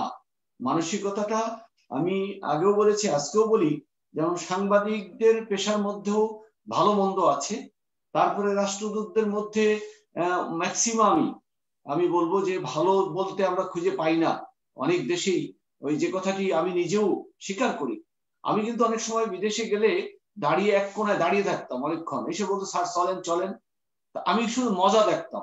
মজাটা কোনটা দেখতাম, অন্য একটা মানুষ, সে সাধারণ পাবলিক, সে চিৎকার করে করে ঘুরে বেড়াচ্ছে, তার দিকে তাকে দেখছে না, আমাদের দিকে কিন্তু বেশ আমাদের কিভাবে সেবা করবে, আমাদের লাগেজটা কিভাবে টেনে নিবে, এরকম চিন্তা চেতনা আছে। কারণটা হলো কি, আমরা বাঙালিরা ওয়েলিং করতে পছন্দ করি, আমরা বিশেষ করে খুশি করতে পছন্দ করি। এই জায়গাটিতে আমাদের বিবেক বুদ্ধি যদি আমাদের কিছুটা পরিবর্তন হয়, আমাদের বিবেক যদি নাড়া দেয় বা বিবেক যদি নড়ে ওঠে, তাহলে এক সময় আমরা এই পরিবর্তনটি পাবো। তাতে বুঝতে পারতেছি যে আমাদের দেশের, আমি আগেও বলেছি যে রাষ্ট্রদূত যারা থাকেন, যারা কর্মকর্তা কর্মচারী থাকেন, তারা যদি আন্তরিক হন, আর বিশেষ করে আমাদের এয়ারপোর্ট গুলো যদি একটু, এয়ারপোর্টের আমাদের যে সেবাটি, সেই সেবাটি যদি সঠিক হয়, আমরা যদি একটু মানবিক দিকটা চিন্তা করি, যে কথাটি আমার ভাই বারবার বলছেন যে আমরা রেমিটেন্স যোদ্ধা, আমরা যোদ্ধা হিসেবে একজন মুক্তিযোদ্ধা যেমন সম্মান পাবে, আমরা সেই সম্মানটি পাওয়ার কথা। আসলে কিছু করার নাই, আমরা বাঙালিরা যেই ক্যারেক্টারের, এটি যে পদেই যাই না কেন, যে পেশায় যাই না কেন, যেখানেই যাই না কেন, আমাদের এই সমস্যাটি আছে। এটি হয়তো সমাধান বা এটি পরিবর্তন হতে সময় লাগবে। এখানে আমি যেই কথাটি বলবো, যে ফখরুল ইমাম ভাই যদি নিয়ে এসে থাকে, আমি আমার রূপকদাকে বলবো, ফখরুল ইমাম ভাই যেহেতু সংসদে আছেন, সংসদ চলছে এখন, এই সময়টাতে আরো কোনো তথ্যপত্র থাকলে আপনি দিয়ে সহযোগিতা করতে পারেন। যেমন আজকে ভাই আমি একটু বলি, আমরা গতকালকে প্রোগ্রামে আমাদের মাননীয় সংসদের ফখরুল ইমাম ভাই ছিলেন, এবং উনি গতকালকে আমরা আসলে প্রবাসীদের এবং সাংবাদিকদের প্রোগ্রাম করেছিলাম। ওই প্রোগ্রামে ফখরুল ইমাম ভাই আবারও বলেছেন, পয়েন্ট অফ অর্ডারে অথবা কোনো দাঁড়ায়, হ্যাঁ, উনি আবার বলবেন কথাগুলা। এবং আমরা শুধু আরো কয়েকজন এমপির কাছে আশা করতেছি, আমাদের অনুষ্ঠানে এসে কথা বলে গেছে, হ্যাঁ, যেমন পাটোয়ারি সাহেব, যিনি জাতীয় পার্টির এমপি এবং যিনি ককাশের চেয়ারম্যান দায়িত্বে আছেন, এবং আরো কয়েকজন এমপি আছেন। আজকে অনুষ্ঠানে আমরা যাকে রেখেছি, আপনারা জানেন যে মাননীয় সংসদ সদস্য রাবি আলমাই সাদের সাহেব, উনার মা হচ্ছেন প্রধান বিরোধী দল নেত্রী, হ্যাঁ, এবং আমরা আজকে অনুষ্ঠান থেকে উনার অনুরোধ জানাবো। আমরা জানি এই বছর সংসদে খুব কম সবাইকে বক্তৃতা দেওয়ার সুযোগ দেওয়া হচ্ছে না কোভিড এর কারণে, যার ফলে সাদের সাথে এবার এই অনুষ্ঠানে উনি আমার কথা বলেছে যে উনি সংসদে রাষ্ট্রপতি আলোচনা করতে পারবেন না, কিন্তু মাননীয় বিরোধী দল নেতা যদি আজকে এই প্রবাসীদের সমস্যা তুলে ধরেন সংসদে, এটা কিন্তু অনেক গুরুত্ব রয়েছে, অনেক গুরুত্ব পাবে। এবং আমি একটা কথা বলি, আমি বলে ফেলি, যেহেতু মাননীয় এমপি আছেন, ওনার মা যেহেতু আছেন সংসদে, আমি একটু বলি কি, মাননীয় প্রধানমন্ত্রী শেখ হাসিনা, আমি নিজের চোখে দেখেছি বিরোধী দলের বিশেষ করে সংসদের এক একটা সেশন চলে, এখন বর্তমান যে সেশন রাষ্ট্রপতির ভাষণের উপরে বক্তব্য দিচ্ছে, এই বক্তব্য শেষে কিন্তু একটা বক্তব্য আছে, বিরোধী দলীয় নেতা বক্তব্য রাখবে, তারপরে মাননীয় প্রধানমন্ত্রী বক্তব্য রাখবেন। বিরোধী দলের নেতা যে বিষয়গুলো তুলবে, সেই বিষয়গুলো আমি এইটা একটু অনুরোধ করে বলছি যে আপনি একটু বলে দেন এমপি মহোদয়কে এবং ওনার মাকে, যাতে বিষয়টি বলার জন্য একটু পয়েন্ট আকারে। আমি দেখছি বিরোধী দলীয় নেত্রী উনি বক্তব্য রাখে যখন, এত কথা যে উনি বলতে পারেন, এত সুন্দর বলতে পারেন, আমি অবাক হই যে আমাদের মাননীয় প্রধানমন্ত্রী যেমন আন্তরিক, বিরোধী দলের নেত্রী কিন্তু আন্তরিক, উনি কিন্তু কথা বললে মাননীয় প্রধানমন্ত্রী কিন্তু সেটি উত্তর দেয় এবং এটা সমাধানের জন্য কিন্তু কথা দিয়ে ফেলে, ওই সংসদে কিন্তু কথা দেয় যে হ্যাঁ আজকে আপনি বলেছেন, আমি আগামীকাল থেকে এটির ফাইলই করব অথবা এই কাজটি করে আগাবো। এই জন্য বলবো যে মাননীয় বিরোধী দলের নেত্রী যদি ওখানে তোলে, প্রধানমন্ত্রী এটি উদ্যোগ নিবে। আমি যে কথাটি বলতে চাচ্ছি দাদা, আপনি বলেছেন, আপনার কথার সাথে আমি একটু যোগ করলাম, পাশাপাশি যে কথাটি বলবো যে আমাদের, আপনি লিখিত বলেছেন একজন আমাদের এখানে আছেন শাহেদ খান, আওয়ামী লীগের উপদেষ্টা বলেছেন আপনি, উনি লেবাননে আছেন, উনি একজন উপদেষ্টা, উনি যে ভাষায় কথা বলছেন, উনি কিন্তু সরকারি দলের উপদেষ্টা না, আমার কাছে মনে হচ্ছে বিরোধী দলের উপদেষ্টা। আমি শাহেদ ভাইকে বলবো, ভাই আসলে এভাবে বলবেন না। আমি যদিও দেখেন মনোনয়ন পাইনি 18 সালে কোনো চক্রান্তের কারণে, কিন্তু তারপরেও কিন্তু দেখেন এই চ্যানেলে আমি কখনো কথা বলতে গেলে ওইভাবে বলি না। মোস্তাফিজুর রহমান বাবুল ভাই হয়তো অনেক কথা বলতেন, সেই কথার উত্তর রূপকদা চেষ্টা করেছেন, বাবুল ভাইকে আগে দেবে, আমাকে পরে দিবে। বাউল নবীনজ ভাই, আমি এই ফাঁকে বাউল ভাই সংযুক্ত হয়েছেন, বাউল ভাইয়ের কথাগুলো শুনে আবার আপনাদের আসবো। আমি একটু বলি রূপকদা, একটা মিনিট। নবীন আওয়াজটা স্যার যে কথাটা বলছে, স্যারকে অনুধাবন করতে হবে যে শাহেদ খান সাহেব বাংলাদেশ লেবানন কেন্দ্রীয় কমিটির একজন উপদেষ্টা হয়েও মনের দুঃখে, মনের কষ্টে, যে আমরা সরকারি দলের হয়েও আমরা সব মন্ত্রী পর্যায়ে ওনারা কেন কাজ করতেছে না, ওনারা সবকিছু সুবিধা পাওয়ার সত্ত্বেও প্রবাসীদের জন্য দুঃখের কষ্টগুলো শুনতেছে না কেন, সেই মনের দুঃখে আজকে এই অবস্থা হইতেছে। আমি আপনার আমি শাহেদ ভাইয়ের কথাটা বলে ফেলি, নাহলে ভুলে যাবো। আমি উত্তর শর্টে বলে দিই। মানে শাহেদ ভাই যে, আমি শাহেদ ভাইয়ের কথাই বলতাম, আমি শুরু করছিলাম শাহেদ ভাই যে কথাটি বলেছেন ঠিক আছে, উনি আসলে স্বাভাবিকভাবে ওখানকার যে অবস্থা, ভিক্ষাবৃত্তি থেকে শুরু করে যেইভাবে ময়লা পর্যন্ত খেয়ে থাকতেছে, একেবারে পচা খাবার খেয়ে থাকতেছে, তারপরে যেটা বলেছেন এটা মানবিক বিষয়। আমি যেটি বলতে চাচ্ছি সেটি হলো, আপনি যে পন্থাটি বের করলেন প্রবাস দর্পণের, কিন্তু আরো অনেক আলোচনা থাকতে পারতো, অনেক অন্য বিষয় থাকতে পারতো। আপনি শুরু করলেন কবে? অনেকদিন ধরে হোক। এখানে বিষয়টা হলো শাহেদ ভাই যেটা বলছে ঠিক আছে, কিন্তু আপনি শুরু করার পরে দেখেন আমাদের মতো অনেকে আসছি, আমরা অংশগ্রহণ করেছি।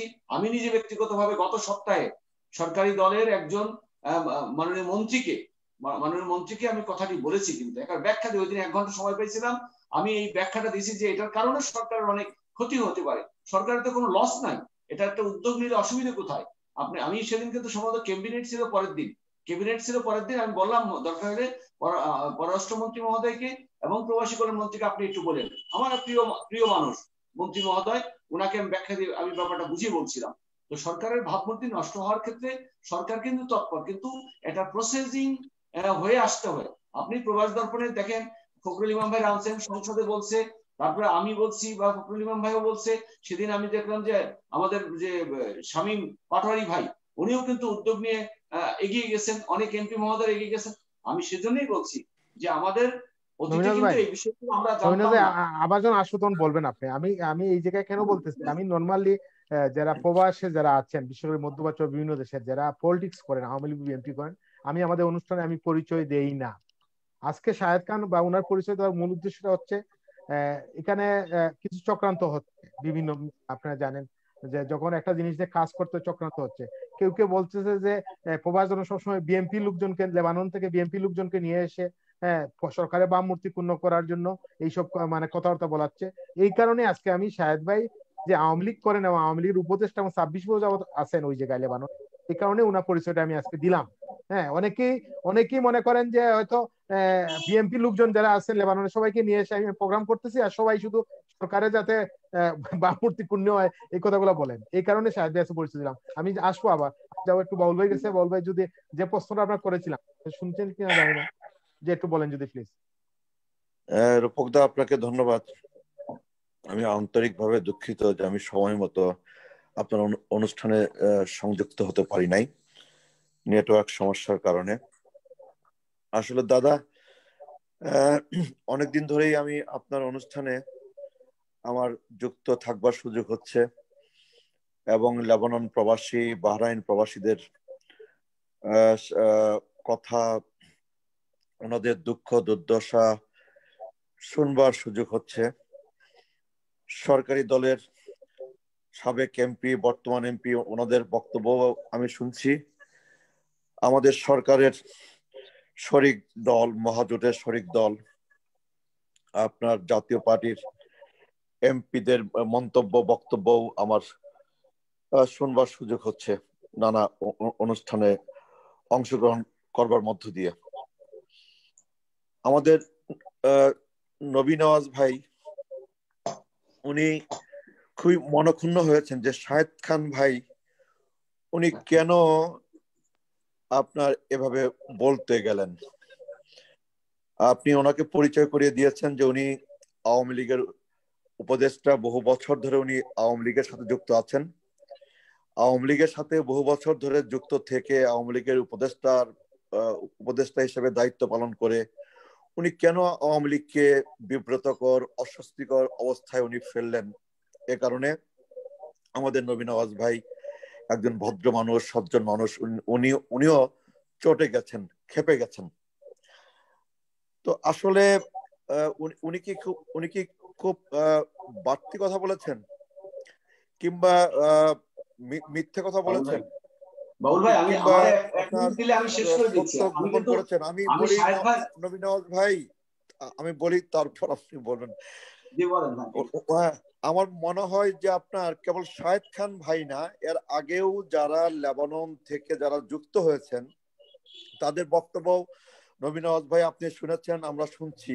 প্রতিদিনই কিন্তু আপনার লেবানন থেকে যারা যুক্ত হয়েছেন, যারা যুক্ত হচ্ছেন, একই ধরনের বক্তব্য, মন্তব্য তারা করছেন। তারা ভালো নেই, তারা ভালো নেই, তারা তারা মানবেতর জীবন যাপন করতে বাধ্য হচ্ছেন লেবাননের সর্বশেষ বাস্তবতায়, সর্বশেষ আর্থসামাজিক বিপর্যয়ের মধ্যে পড়ে আর কি। আপনার সেই ক্ষেত্রে চিকিৎসার অভাবে, খাবারের অভাবে, আপনার মৃত্যুবরণের খবরও আমরা প্রতিদিন পাচ্ছি।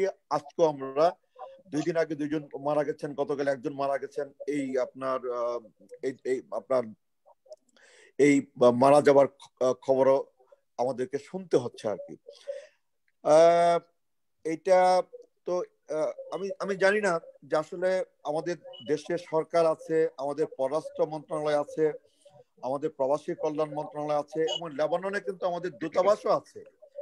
আসলে লেবাননে কি হচ্ছে, লেবাননে আপনার বাংলাদেশে যারা আছে এরা আসলে কেমন আছে, কিভাবে দিন কাটাচ্ছে, কতটা কষ্টে আছে, কতটা যন্ত্রণার মধ্যে আছে, ওরা আপনার খাবারের কতটা সংকটের মধ্যে আছে, চিকিৎসার কতটা আপনার সংকটের মধ্যে তারা আছে, এই বিষয়গুলো লেবানন দূতাবাসের মাধ্যমে আমাদের পররাষ্ট্র মন্ত্রণালয়ের জানবার তো সুযোগ আছে। জানাটা তো খুব কঠিন কাজ না, দুরূহ কাজ না।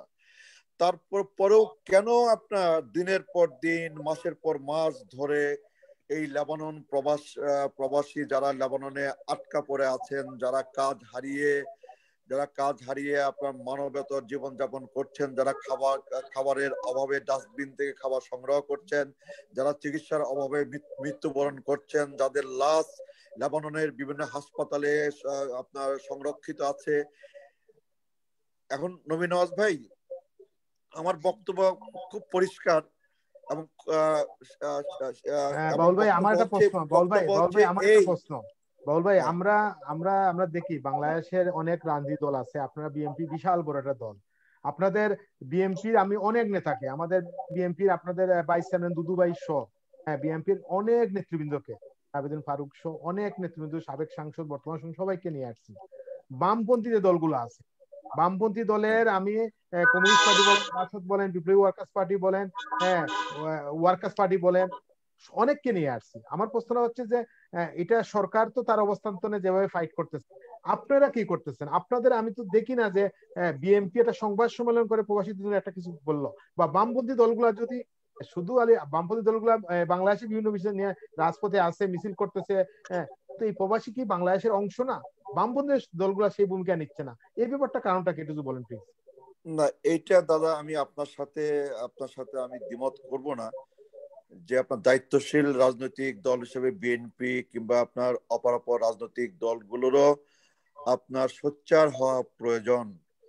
আপনার এই যে আপনার লেবাননে যারা আটকা পড়ে আছেন তাদের পক্ষে, যারা বাহরাইনে ফেরত যেতে চান তাদের জন্য, যারা আপনার কাতারে ফেরত যেতে চান তাদের জন্য, যারা মধ্যপ্রাচ্যে ফেরত যেতে চান তাদের জন্য আপনার সোচ্চার হওয়া দরকার, এবং আপনার সরকারের উপর কার্যকর চাপ প্রয়োগ করা দরকার। কারণ বিষয়টা খুব কিন্তু কঠিন না, বিষয়টা কিন্তু খুব জটিল না, বিষয়টা খুব দুরূহ না, খুবই সিম্পল। আমাদের আমাদের আমাদের দেশে আপনার সরকার আছে, আমাদের দেশে আপনার পররাষ্ট্র মন্ত্রণালয় আছে, লেবাননে আমাদের দূতাবাস আছে, বাহরাইনে আমাদের দূতাবাস আছে।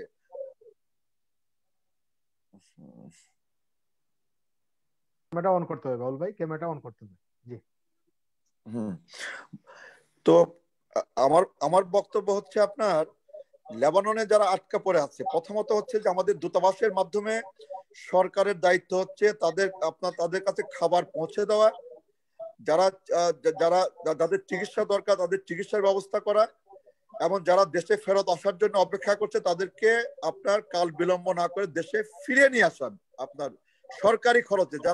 যারা সারা জীবন ধরে, সারা বছর ধরে যারা আপনার রেমিটেন্স যোদ্ধা হিসাবে বাংলাদেশের বৈদেশিক মুদ্রার তহবিলকে স্ফীত করছে, এবং যাদের কষ্টার্জিত অর্থে আপনার বাংলাদেশের অর্থনীতির চাকা আমরা সচল রাখছি, আমাদের সেই প্রবাসী ভাইয়েরা বোনেরা তারা আপনার মৃত্যুর সাথে লড়াই করছে, তারা মৃত্যু মুখে পতিত হচ্ছে, তাদের মুখে আপনার খাবার জুটছে না, তাদের আপনার চিকিৎসা জুটছে না, এবং এ কারণে প্রতিদিনই মৃত্যুর সংখ্যা বাড়ছে লেবাননে।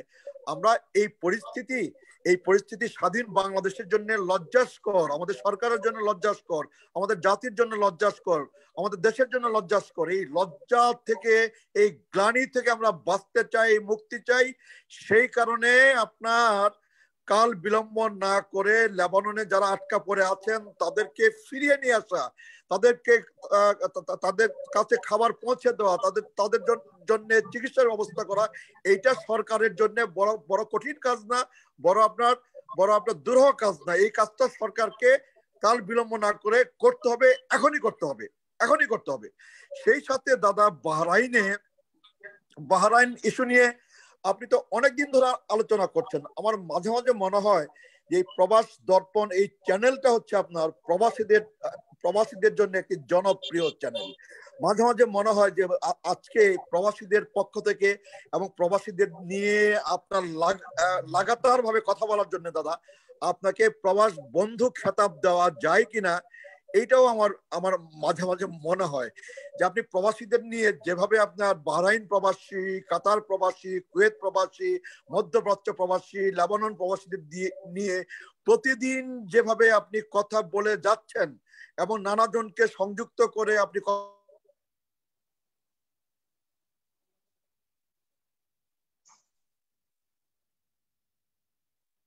বলবে ইন্টারনেটের সমস্যা হচ্ছে, বলবে শুনতে পাচ্ছেন?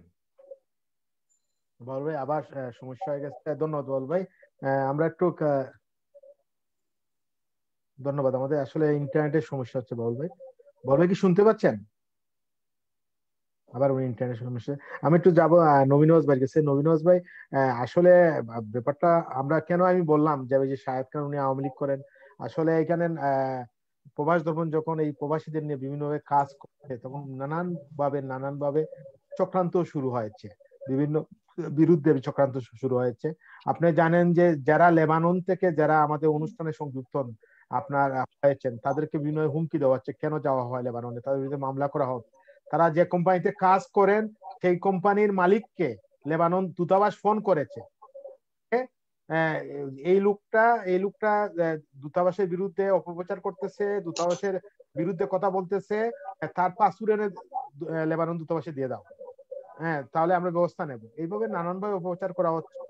এই কারণেই আমরা আসলে অনেক সময় এগুলো খুলে বলতে যাচ্ছি যে প্রবাস দর্পণ সরকার বিরোধী বা সরকারের কোনো বাম মূর্তি কোন হোক এটা না, কিন্তু আমরা চাই এই প্রবাসীদের সমস্যাটা বাংলাদেশে অনেক মানুষ জানে না, বাংলাদেশের মানুষেরা জানুক। দেখেন আমরা গতকালকে এর আগে এনজিও যারা প্রবাসীদের নিয়ে কাজ করে তাদেরকে আমরা এনেছি, গতকালকে আমরা সাংবাদিকদের নিয়ে সংসদ সদস্যরা আছে বাংলাদেশের মোটামুটি সক্রিয় যে রাজনীতি দলগুলো তাদেরকে সব নেতৃবৃন্দকে নিয়ে এনেছি, এবং সাথে সাথে আগামীকালকে আবার এনজিওদের ভূমিকা নিয়ে আমরা প্রোগ্রাম করতেছি। আমাদের কথা হচ্ছে যে মানুষগুলো অসহায়,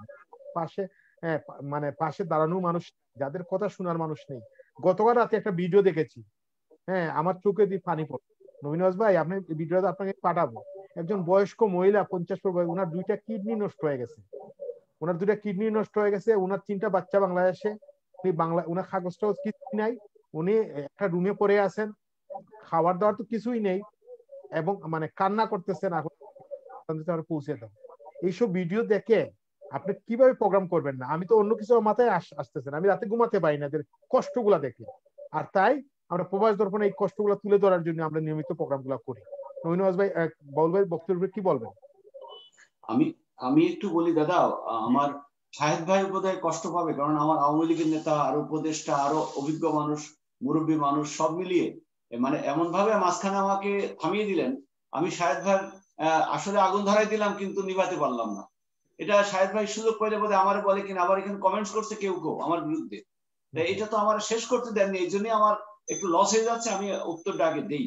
শাহেদ ভাইকে যেটা বলতে চাইছিলাম যে যেহেতু উনি উপদেষ্টা, আমি কিন্তু এর আগে উনাকে দেখেছি, ভালো কথা বলেছেন লেবাননের ব্যাপারে, অন্যান্য দেশের ব্যাপারে উনি কথা বলেছেন। ওনার বিষয়টা হলো কি যে উনি যে কথাটা আজকে বললেন যে আপনারা কোনো উদ্যোগ নিচ্ছেন না, বহু আগে থেকে চিৎকার করতেছি তারপরে কোনো কিছু হচ্ছে না, তা না। আমি কিন্তু চাইছি কোনটা, যে যেহেতু উনি উপদেষ্টা, ওনার একটা চেন আছে, উনি আওয়ামী লীগ করেন, ওনার কিছু কিছু নেতা আছে, সেই নেতাদের মাধ্যম দিয়ে উনি ব্যাপারগুলো উপস্থাপন করলে ওনার ফলাফলটা ভালো আসতো। চ্যানেলের মধ্যে দিয়ে যদি উনি বলতে চান তাহলে এই ফলাফলটা আমার মনে হয়, যেহেতু রূপকদার সাথে সম্পর্ক ভালো, রূপকদাকে যদি ব্যাপারগুলো ভালো করে জানান তাহলে নবীনজ ভাই আমি একটু আপনাকে করি, আমরা লেবানন নিয়ে প্রায় গত আগস্ট থেকে প্রোগ্রাম করছি লেবানন নিয়ে। ওই জায়গায় আওয়ামী লীগের প্রেসিডেন্ট, 2 গ্রুপ আছে, 2 গ্রুপের 2 প্রেসিডেন্ট, আওয়ামী লীগের নেতৃবৃন্দ নিয়ে, বিভিন্ন এমপিদের নিয়ে আমি বহুত প্রোগ্রাম করেছি। উনাদের মানে সর্বাত্মক চেষ্টা করেছে। যখন মানুষ তীর দেওয়ালে ঠেকে যায় তখনই আপনার এই মিডিয়া আসে। না সে ঠিক আছে না, আমি বলি সঠিক পথে যদি না আগাই কোনো ফল আসে না দাদা। আপনি দেখেন খেয়াল করে যে প্রত্যেকটা কাজের নির্দিষ্ট কিছু রুট আছে, কিছু নীতিমালা আছে, সেই পথে আগাতে হয়। আপনি বর্তমানে যে পথে আগাচ্ছেন আপনার মাথায় অবশ্যই সেই প্ল্যানটা আসছে যে যদি একজন করে এমপি রাখি, এমপি মহোদয়রা সংসদে যাবেন, আমার এই কথাগুলো অবশ্যই ওনার মাথায় ঢুকলে উনি উপস্থাপন করবেন। আপনি কি শুধু এমপি খুঁজেন না, সব এমপি কে আপনি নিয়ে আসেন না, কিন্তু আপনি খুঁজে খুঁজে নিয়ে আসেন যে এই বিষয়টির সাথে সম্পৃক্ত কোন এমপি সাহেব আছেন, ওই এমপি সাহেবকে আপনি নিয়ে আসার চেষ্টা করেন। আপনি চেষ্টা করেন, এখানে দেখেন আপনার অনেকগুলো বিষয় আছে। অনেকে কিন্তু দেখা গেল যেন তেন লোক দিয়ে কিন্তু আপনার টকশো করিয়ে মনে করেন ভাইরাল করার জন্য ঝগড়াঝাটি বাঁধায়, এ তো আপনি দেখছেন। কিন্তু আপনি যে কাজটা করেন, আপনি কিন্তু একদিন আমার বলছিলেন যে আমাদের সরকারি বিরোধী দলের একজন নেতা যদি থাকে সরকারি দলে থাকা লাগে। নবীনজ ভাই একজন এমপি ছিল আপনার আওয়ামী লীগের, উনি নেই এখন। আপনি ওই জায়গাটা একটু প্রোটেকশন দেওয়ার জন্য, একজন প্রক্সি দেওয়ার জন্য আপনাকে দরকার। এই যে আপনার যে ব্যালেন্স করার জন্য চিন্তাটা, প্রশ্ন করবে, অনেক প্রশ্ন করবে, তার উত্তরগুলো দেওয়ার জন্য একজন লোক লাগে, সেই জিনিসটা আপনি করেন। এই সিস্টেমেটিক্যাল ভাবে না গেলে, শাহেদ ভাই যেটা বলছে আমি এটা মানি, শাহেদ ভাই এই দাবিগুলো বলতেছে আপনার মাধ্যমে, এটা ঠিক আছে। আমি দুটো উদাহরণ দিব আপনাকে। আমি গত পরশুদিন আমি দর্শনায় গিয়েছিলাম আমার নির্বাচনী কাজে। আপনি জানেন যে আমি প্রেসিডেন্ট সদস্য হওয়ার পরে আমাকে দিনাজপুরে দায়িত্ব দিয়েছিল, সেখানে 25 জন নেতা নিয়ে আমি গেছিলাম সেখানে নির্বাচন করার জন্য পৌরসভার। আবার সেখান থেকে লাইভও করেছি আপনার সাথে আমি। তারপরে আমার এলাকায় আমি গত পরশুদিন আমার সাথে আরো 20 জন নেতা দিয়েছেন, কেন্দ্রীয় নেতা, তাদের নিয়ে 5টা জেলায় আমার দায়িত্ব করেছে। সেখান থেকে আমি দর্শনা হয়ে চৌডাঙ্গা হয়ে আমি হয়ে এখন ঢাকাতে আছি। আমি যে কথাটি বলতে চাচ্ছি, পরশুদিন আমি সকালে যখন পরশুদিন আগের দিন গেছি, রাত্রেবেলা আমার কাছে আসছে একজন লোক। সে লোকটা কে? আমার অত্যন্ত কাছের গ্রামের আপনজন। সে এসে বলছে আমার বিদ্যুতের খবর কি, আমার এসে বলতেছে। এই লোকটাই কিন্তু আমাকে 5 বছর আগে, 6 বছর আগে আমি এমপি হওয়ার পরে এসে বলছিল আমার বিদ্যুৎ লাগবে। ওই যে বলছে বলে চলে গেছে, পরে মাঝে দিয়ে একবার এসে বলছে আমার বিদ্যুৎ হলো না বলে চলে গেছে। আসলে ব্যাপারটা হলো কি, বিদ্যুৎটার জন্য আমি জানি আমার 2 মাসের ভিতরে আমি বিদ্যুতের মিটার লাগাই দিচ্ছি। আমার এমন ঘটনা আছে যে একটা সামান্য একটা ফি আছে, সরকারি ফি দেওয়ার পর একটা রিসিপ্ট আছে, ওই রিসিপ্টটাতে আমি সই করে দিতাম, আমি ডিজিএম কে বলে দিতাম, সাথে সাথে কাজটা হয়ে যেত। কিন্তু একটা প্রসেস ছাড়া যদি বারবার বলা হয় আমার বিদ্যুৎ কই, বিদ্যুৎ লাগলো না কেন, রাস্তায় যে ঝগড়া করে, পাগলামি করে, এত লোকের বিদ্যুৎ দিন আমার দিল না, তাহলে ব্যাপারটা হলো কি, কোনো প্রসিডিওর না থাকলে। আপনি দেখেন এখন আমাদের দেশে হাসপাতালে মাত্র 20 টাকার একটা স্লিপ লাগে, সেই স্লিপ দিয়ে ডাক্তার দেখানো লাগে, দেখিয়ে তারপরে ডাক্তার রোগ টোগ দেখে টেস্ট দেয়, দেওয়ার পরে বলে অপারেশন করা লাগে। তাহলে এত বড় কাজটি কিন্তু মুখ দিয়ে হয়ে যায় না। 20 টাকার জন্য সে টিকিটও কাটবে না, সে ডাক্তারও দেখাবে না, পরীক্ষা হবে না, ক্যান্সার হয়ে মারা যায়। এই দোষটা তো ডাক্তারে দিলে হবে না। তো সেই জন্য আমি বলছি যে নির্দিষ্ট কিছু পন্থা আছে, সেই পন্থায় আগাতে হয়। সেই আগানোর মধ্য দিয়ে আমার মনে হয় এগোলে তার একটা ফলাফল পাওয়া যায়, আমরা এটা উপলব্ধি করতে পারি। পাশাপাশি বাবুল ভাই যে কথাটি বলছেন, বাবুল ভাইয়ের কথা ধরেই আমি বলবো। বাবুল ভাই অনেক কথা বলার চেষ্টা করছেন। আপনি জানেন দাদা, আপনার চ্যানেলে আসছে কিনা আমি জানি না, ওনাদের একজন মহিলা এমপি আছেন, চমৎকার বলেন, টকশোতে কিন্তু অনেক বলেন, বর্তমানে এমপি ওনাদের। উনি একটা সাক্ষাৎকার দিয়েছেন, আমি গতকালকে সাক্ষাৎকারটা দেখছি। আমি কোথাও যেন এয়ারপোর্টে না কোথায় বসেছিলাম, আমি ভিডিওটা দেখলাম।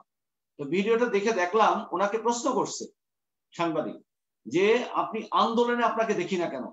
কি বলেন আপনি আন্দোলনে দেখেন না? মানে আমি যে টকশোতে যাই, কথা বলি, আমার নেত্রী নিয়ে, ম্যাডাম নিয়ে আমি কথা বলি, আমি এত জায়গায় এভাবে ভূমিকা রাখতেছি, সংসদে রাখতেছি, কোথাও কি আমি বাদ আছি? উনি 8-10টা পয়েন্ট দেখালেন, বলছে আন্দোলনের যত পথ আছে সব দেখায়। তো বলছে আপনাকে রাজপথে দেখিনি খুব একটা, তো বলছে রাজপথে দেখা লাগবে না, এই টকশোতেই যথেষ্ট।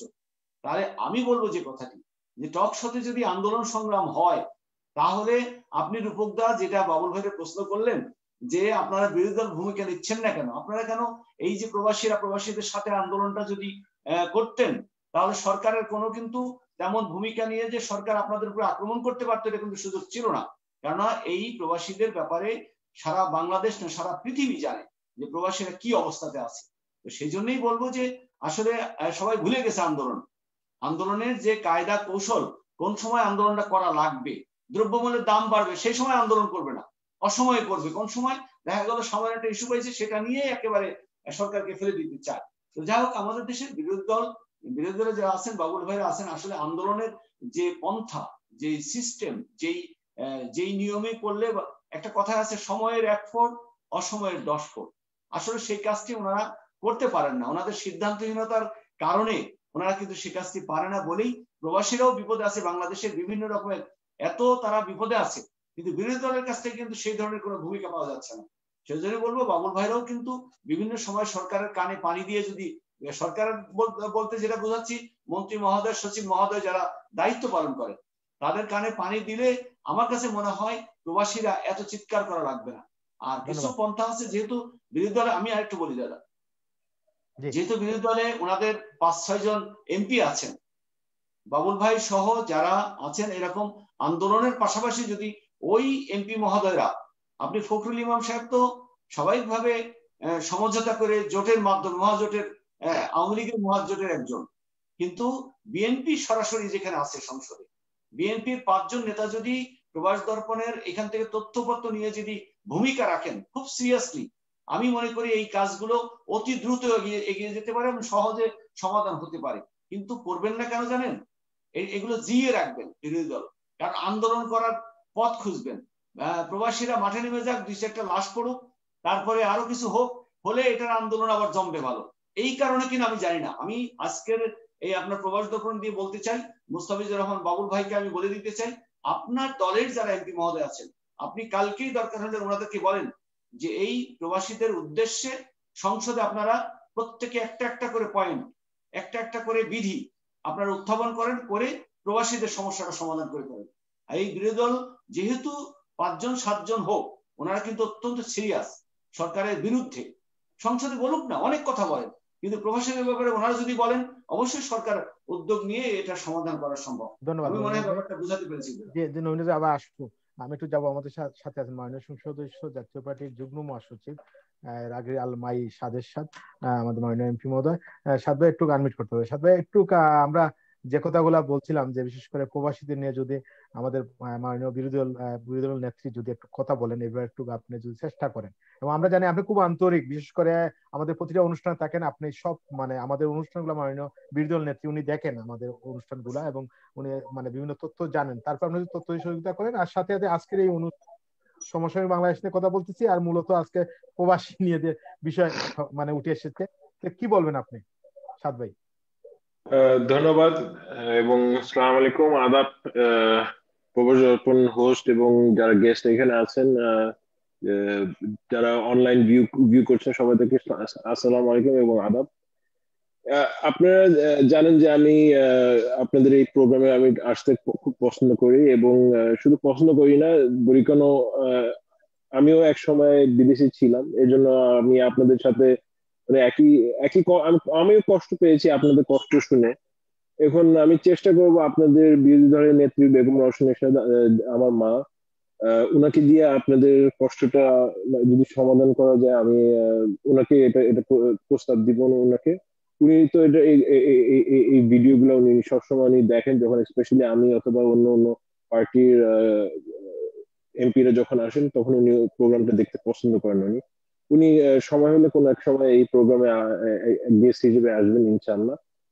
আপনারা ওনার জন্য দোয়া করবেন। আর আমি আপনাকে বলতে চাচ্ছি যে রূপক দা, আপনি যে আপাতত যে কতগুলো ইনফরমেশন পেয়েছেন, আপনি যদি আমাকে একটু ছোট ইমেলের মাধ্যমে যদি আমাকে একটু যোগাযোগ করতে পারেন এটার ব্যাপারে, অথবা আপনারা যারা অনলাইনে আছেন আপাতত, আপনারা যদি আমাকে কন্ট্যাক্ট করেন, আমি নিশ্চয়ই আপনাদের ইনফরমেশন আমাদের বিরোধী দলের নেত্রী বেগম রওশনের সাথে আমি এটা পৌঁছে দিব। উনি যেন ওনার বক্তব্যের মধ্যে আপনাদের ব্যাপারে, দেশের সম্পর্কে উনি যেন বক্তব্য রাখতে পারেন। আমরা সবাই একসাথে যেন কাজ করি, আমরা চেষ্টা করবো এটা সমাধান করার জন্য ইনশাআল্লাহ। আমি সাংবাদিককে একটু বলি, ছোট্ট করে বলি যে সমাপনী বক্তব্যে কিন্তু বিরোধী দলীয় নেত্রী যে দাবিগুলো করেন, মাননীয় প্রধানমন্ত্রী কিন্তু সাথে সাথে উত্তর দেন। এটা কিন্তু অনেক কার্যকরী। তো আপনার কাছে রিকোয়েস্ট এই সেশনে কয়েকদিনের ভিতরে শেষ হবে, তখন যাতে এটা গুরুত্বটা বেশি দেয়। এর মধ্যে যতটুকু পারেন আপনারা আনেন। আমার মনে হয় সেশনে শেষের দিকে আপনারা এই কাজটা করতে পারেন। মাননীয় বিরোধী নেত্রী বলেন, অবশ্যই মাননীয় প্রধানমন্ত্রী উত্তরটা দিবেন সঠিকভাবে। এটা খেয়াল করবেন। ইনশাআল্লাহ আমি এই ইনফরমেশন ওনাকে দেওয়া হবে। আপনারা যদি আমাকে আরেকটু ইনফরমেশন দিতে পারেন আরো ভালো হবে। ওনাকে আমি এটা ফরওয়ার্ড করে দিব। উনি মহান সংসদে উনি এটা প্রস্তাব রাখবেন এবং ইনশাআল্লাহ এটার সলিউশন আমরা সবাই মিলে কি বলে গভর্নমেন্ট এবং অপোজিশন মিলেই আমরা এটা সমাধান করতে পারবো ইনশাআল্লাহ। আর আপনাদেরকে একটু ধৈর্য ধরতে হবে ইনশাআল্লাহ। বৈকোনা আলোর মতো এখন বাংলাদেশ হলো এমন একটা দেশ যেখানে প্রথমে মোটামুটি একটা মাত্রা ভ্যাকসিনেশন এসে পড়েছে। এটা আল্লাহর রহমত। এবং আপনারা জানেন যে বাংলাদেশে আশেপাশের দেশ যেগুলো আছে মডার্ন অথবা ফার্স্ট ওয়ার্ল্ড কান্ট্রি, ওদের অবস্থা এখনো অতটা ভালো নাই কোভিডের জন্য। কিন্তু আল্লাহর রহমতে আমরা এখনো আল্লাহর রহমতে ভালো আছি। আল্লাহর দোয়া আছে আমাদের বাংলাদেশের উপরে এবং বাংলাদেশের মানুষের উপরে আল্লাহ নিশ্চয়ই একটা দোয়া আছে বলে আমরা সার্ভাইভ করতে পারতেছি এরকম একটা মহামারী। আমি চাইবো যে আপনারা ধৈর্য ধরেন, আপনারা চেষ্টা করেন যে সবাই একসাথে কাজ করার জন্য। আমি চেষ্টা করব, আমি আপনাদের জন্য সবসময় আছি এবং আপনাদের প্রোগ্রাম আমি দেখি বলি কেন আমার কাছে আপনাদের কথাবার্তা এবং আমি অ্যাকচুয়ালি আসি এরকম মানে ভিডিও কনফারেন্সের মধ্যে যেন ইনফর্মড হতে পারি, আমি যেন শিখতে পারি আপনাদের কাছ থেকে যে আমি মানে কেমন হব এবং কেমন করতে পারবো আপনাদের জন্য। আমি ওরকম ভাবে ইনফরমেশন যত পাবো আমি আপনাদের জন্য কাজ করতে চেষ্টা করবো। কারণ বাংলাদেশ হলো আমাদেরকে গড়ে উঠতে হবে এবং এই সোনালী বাংলাদেশ এবং এই নতুন বাংলাদেশ আমাদেরকে একসাথে গড়তে হবে। একসাথে ছাড়া আমরা কোনো সময় আমরা এগোতে পারবো না। মানুষ জাতি হিসেবে আমাদেরকে সবাই একসাথে কাজ করতে হবে। এখন যে ভ্যাকসিনেশন এসেছে ইন্ডিয়ার থেকে, আমি ওনাদেরকে ধন্যবাদ জানাই। আমাদের নেইবারিং কান্ট্রি, পার্শ্ববর্তী দেশ, ওনারা আমাদেরকে সবসময় সাহায্য করেছেন। আমাদের যখন যুদ্ধ হয় তখন ওনারা আমাদেরকে অনেকভাবে সাহায্য করেছেন এবং এখন এই যে মহামারীর সময় ওনারা আমাদেরকে হেল্প করেছেন, ওনারা আমাদের পাশে দাঁড়াচ্ছেন। ইনশাল্লাহ আমরা ওদের জন্য কাজ করব, আমরা সবাই জন্য কাজ করবো ইনশাল্লাহ। যতক্ষণ ধরে আমরা সত্যবদ্ধ থাকবো ততক্ষণ আমরা একসাথে কাজ করবো ইনশাল্লাহ। আপনারা যে যারা এখন আপনারা ভিউ করতেছেন, দেখতেছেন এই প্রোগ্রাম, আমি আশা করব আপনারা কি বলে সোশ্যাল ডিস্টেন্স মেনটেন করছেন, স্যানিটাইজ করছেন এবং মাস্ক পরছেন বাইরে যখন যাচ্ছেন। আপনাদেরকে এটাই এখন আপনাদের জন্য একটা বড় এক ধরনের ভ্যাকসিন আপাতত, আনটিল আপনারা ভ্যাকসিনটা পেয়ে থাকেন। সো জাস্ট বিকজ আমরা বাংলাদেশে অনেক কয়েকটা ব্যাচ 20 লক্ষ ব্যাচের মতন আমাদের এসেছে, জাস্ট বিকজ ভ্যাকসিন এসেছে বলে যে আপনারা যে মাস্ক পরবেন না, আপনারা মানে স্যানিটাইজ ভাবে আপনারা বাসায় ঢুকবেন না, প্লিজ আপনারা এই প্রোটোকল গুলো আপনারা মানবেন। যতক্ষণ ধরে আপনারা ওই ভ্যাকসিনেশন ফিজিক্যালি যতদিন ধরে না পাচ্ছেন, আপনাদেরকে একটু সেফ থাকতে হবে। কোনো আপনারাই কিন্তু আমাদের পরিবার, আমরা কিন্তু সব বাঙালির একটা বড় একটা পরিবার। সো পরিবার হিসেবে আমি তো বলতেই পারি যে আপনারা সেফ থাকুন, ভালো থাকুন, কোনো আপনারাই আমাদের ফিউচার ইনশাল্লাহ। ঠিক আছে, ধন্যবাদ। ধন্যবাদ আপনার সাজের সাথ ভাই। আপনি দীর্ঘদিন যুক্তরাজ্যে লেখাপড়া করেছেন, যুক্তরাজ্যে ছিলেন এবং আপনার যে এই যে খুব সুন্দরভাবে বললেন যে আমরা শিখতে চাই, আমাদের শিখার শেষ নেই।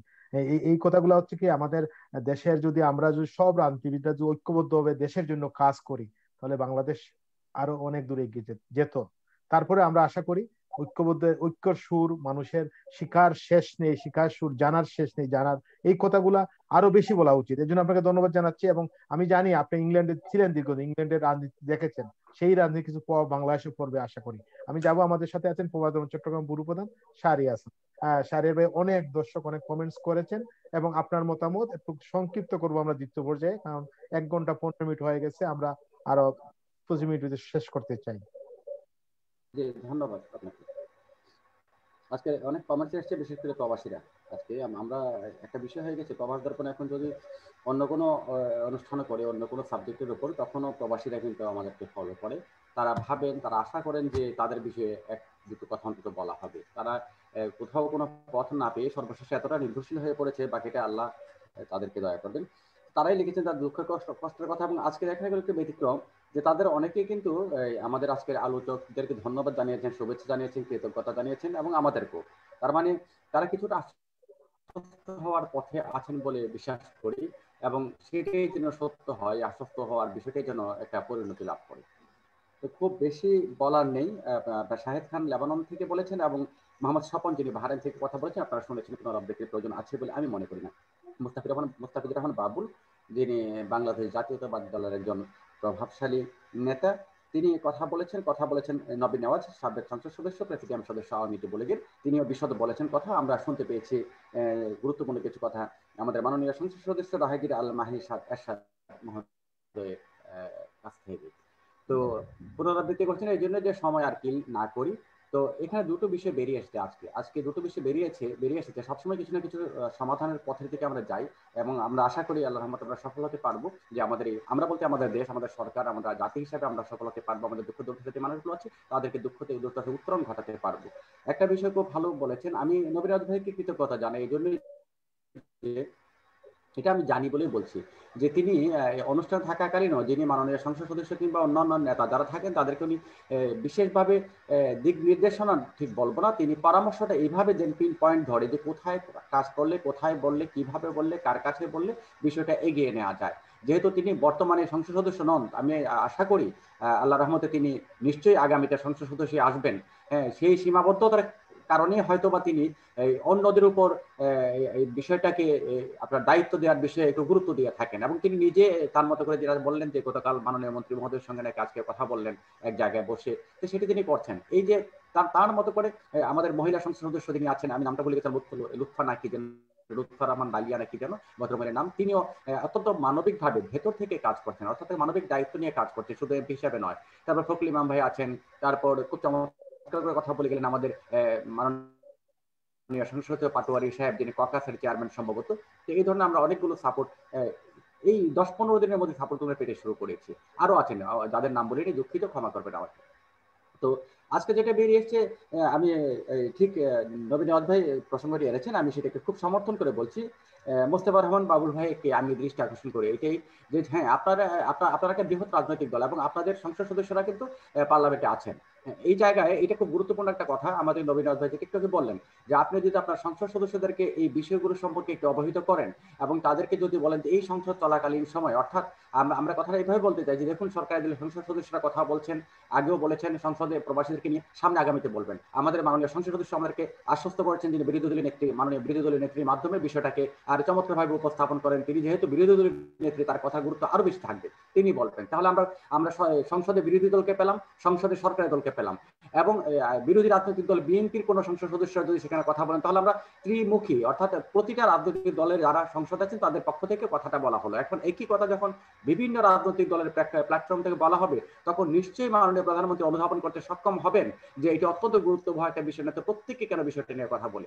সেই ক্ষেত্রে নবীন নেওয়াজ ভাইয়ের কথা সূত্র ধরে আমি বলি মোস্তফা রহমান বাবুল ভাইকে যে আপনি আপনার দলের যারা সংসদ সদস্য আছেন তাদেরকে যদি দয়া করে বিষয়টাকে একটু বলেন যে আপনারা সংসদে কথাটা উত্থাপন করার চেষ্টা করবেন বা বলবেন, তাহলে মনে হয় আমাদের জন্য এটি ভালো হয়। আর বিশেষ কিছু বলার নেই।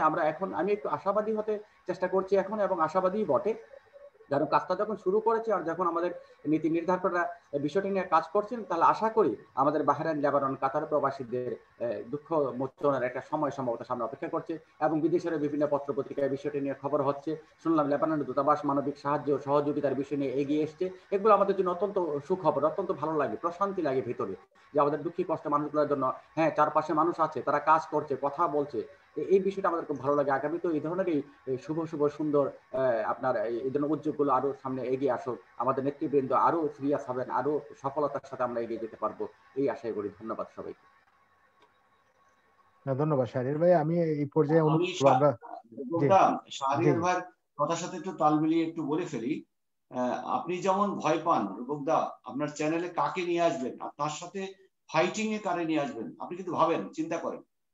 এটার কারণটা হলো কি, যদি ফাইটিং এ তেমন লোক না হয় তাহলে কিন্তু আপনার এখানে উত্তর সেরকম না হলে আপনার চ্যানেলেরও কিন্তু সেই সুনামটা, প্রশংসাটা হবে না। ঠিক তেমনি ভাবে আমি আমার নিজের কথা বলি, আমি দেখেছি যে যারা নাকি সচিবালয় সচিব মহোদয় এবং দূতাবাসের উচ্চ পদস্থ যারা সরকারি কর্মকর্তা, তাদের একটা বিষয় আমি উপলব্ধি করেছি ওনারা কিন্তু শোনে কার কথা জানেন? যে মানুষটা সংসদে বেশি তোলপাড় করতে পারে বা সংসদে বলে ফেলতে পারে বা তার মুখ্য দোষ আছে, সে সংসদে বলতেই পারে। দেখবেন, আমি খোঁজ নিয়ে দেখবেন আপনি, সেই এমপি মহোদয় অথবা মন্ত্রী মহোদয় কোনো কারণে যদি সেই সচিব বা যুগ্ম সচিব বা অতিরিক্ত সচিবের কাছে কোনো কাজে যায়, যে কোনো প্রকারে হোক ওনাকে ঠান্ডা করে দিবে, ম্যানেজ করে দিবে না। তা না হলে তার বিরুদ্ধে সংসদে যদি কোনো একটা ছোট্ট কথা বলে বা মন্ত্রী মহোদয়কে বলে, সাথে সাথে কিন্তু অ্যাকশন হতে পারে। সেই জন্য আমি দেখেছি যে যদি মহান সংসদে বিষয়গুলো তুলে ধরা হয়, এই যে আমরা রাষ্ট্রদূতের কথা বলি, এই বিষয়টাও যদি বলা হয়।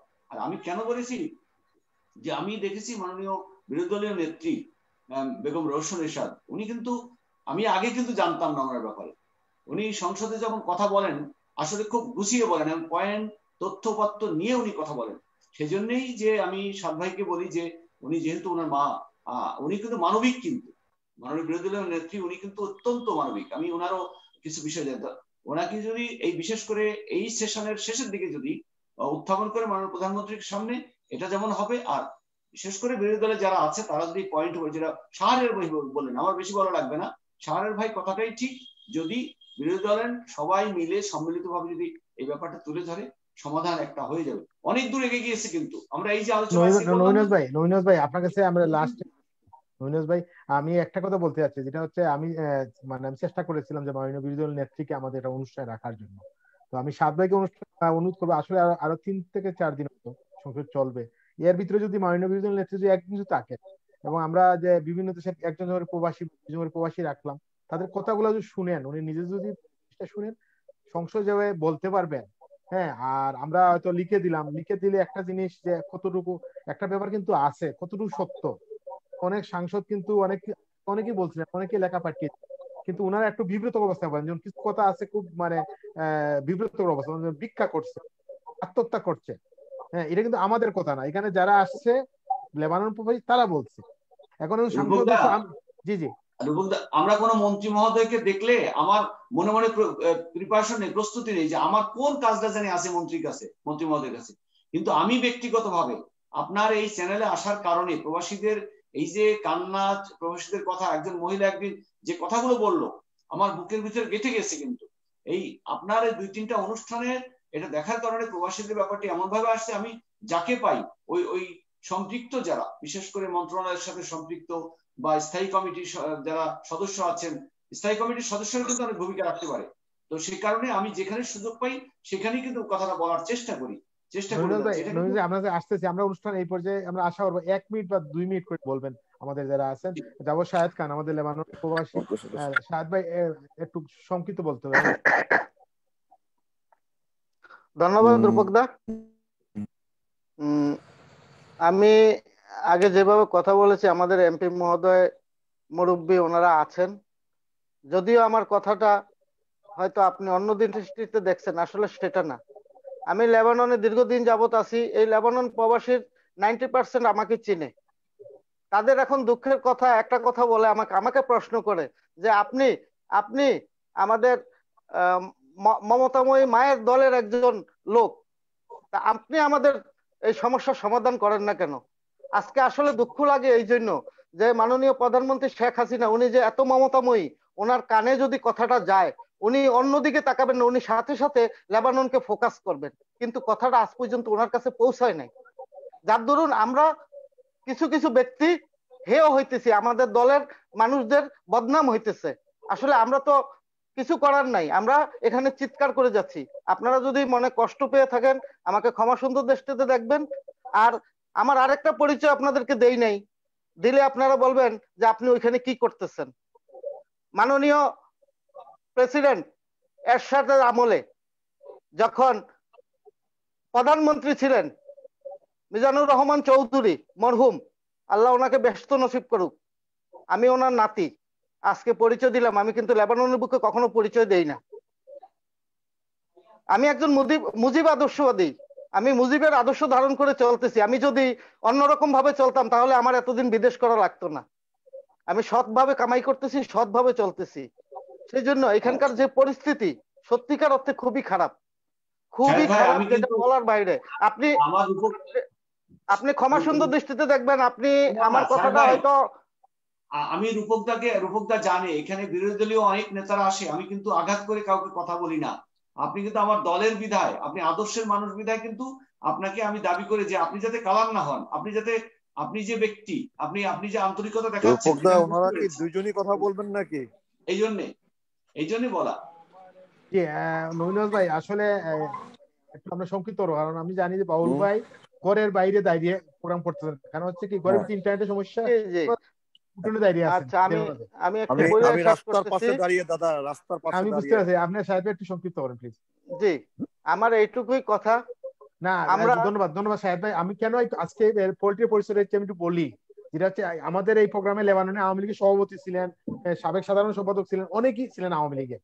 একটা মহল প্রবাস দর্পণে বিব্রত করার জন্য বলতেছে এটা, যারা লেবানতে কথা বলতে বিএনপি সবাই কথা বলতেছে এবং এরা মিথ্যা কথা বলতেছে, একটা মহল এই চক্রান্তটা করতেছে। এই কারণে আমি সাহেবের পলিটিক্যাল পরিচয় আছে দিলাম, যে এখানে আমরা কোনো পলিটিক্যাল দৃষ্টিকোণ থেকে আমরা মানবিকভাবে আমরা কাজ করতেছি। 1 মিনিটে শেষ করতে মোহাম্মদ স্বপন, আপনি একটু 1 মিনিটে বলবেন প্লিজ।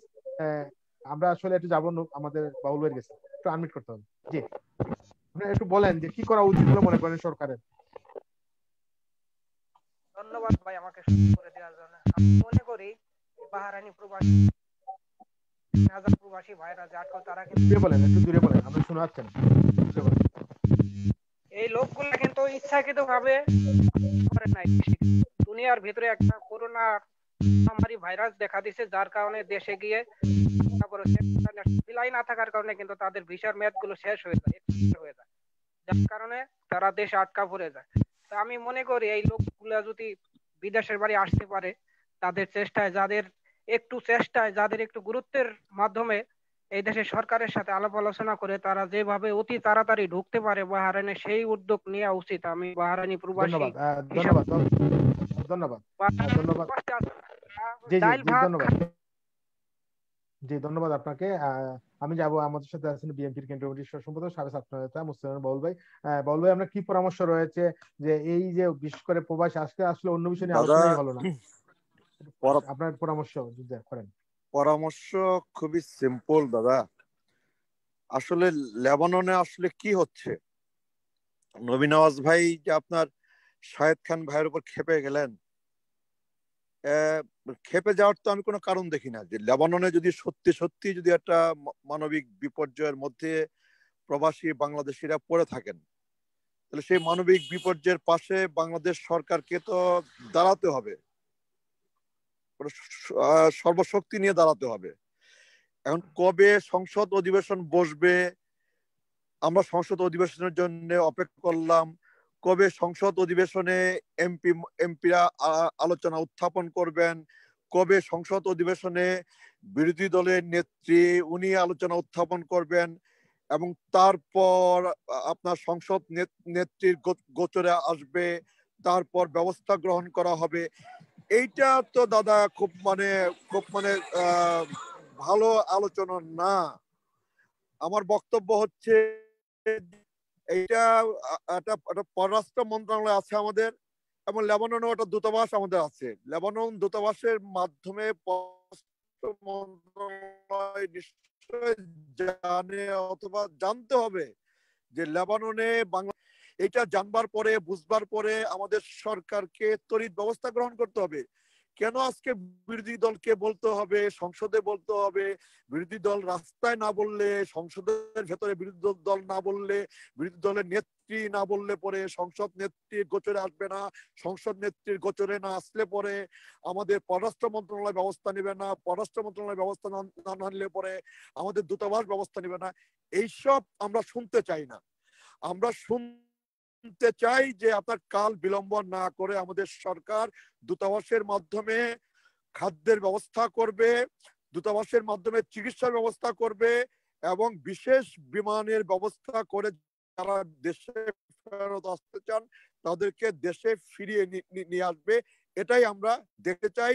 লেবাননে যারা আটকা পড়ে আছেন, লেবাননে যারা দুঃখ দুর্দশার মধ্যে মানবতার জীবন যাপন করতে বাধ্য হচ্ছেন, তাদের বেলায়। একই সাথে বাহরাইন ইস্যুতে আপনি বললেন যে ডেভেলপমেন্ট আছে, আলহামদুলিল্লাহ ভালো।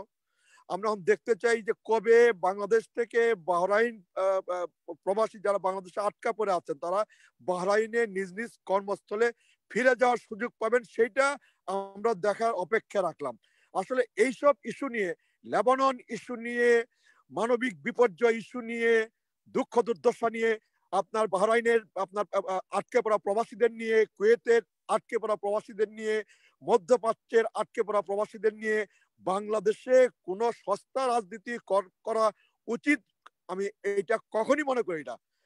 এইটা আজকে দল মত নির্বিশেষে সবাইকে আজকে প্রবাসীদের পাশে দাঁড়াতে হবে।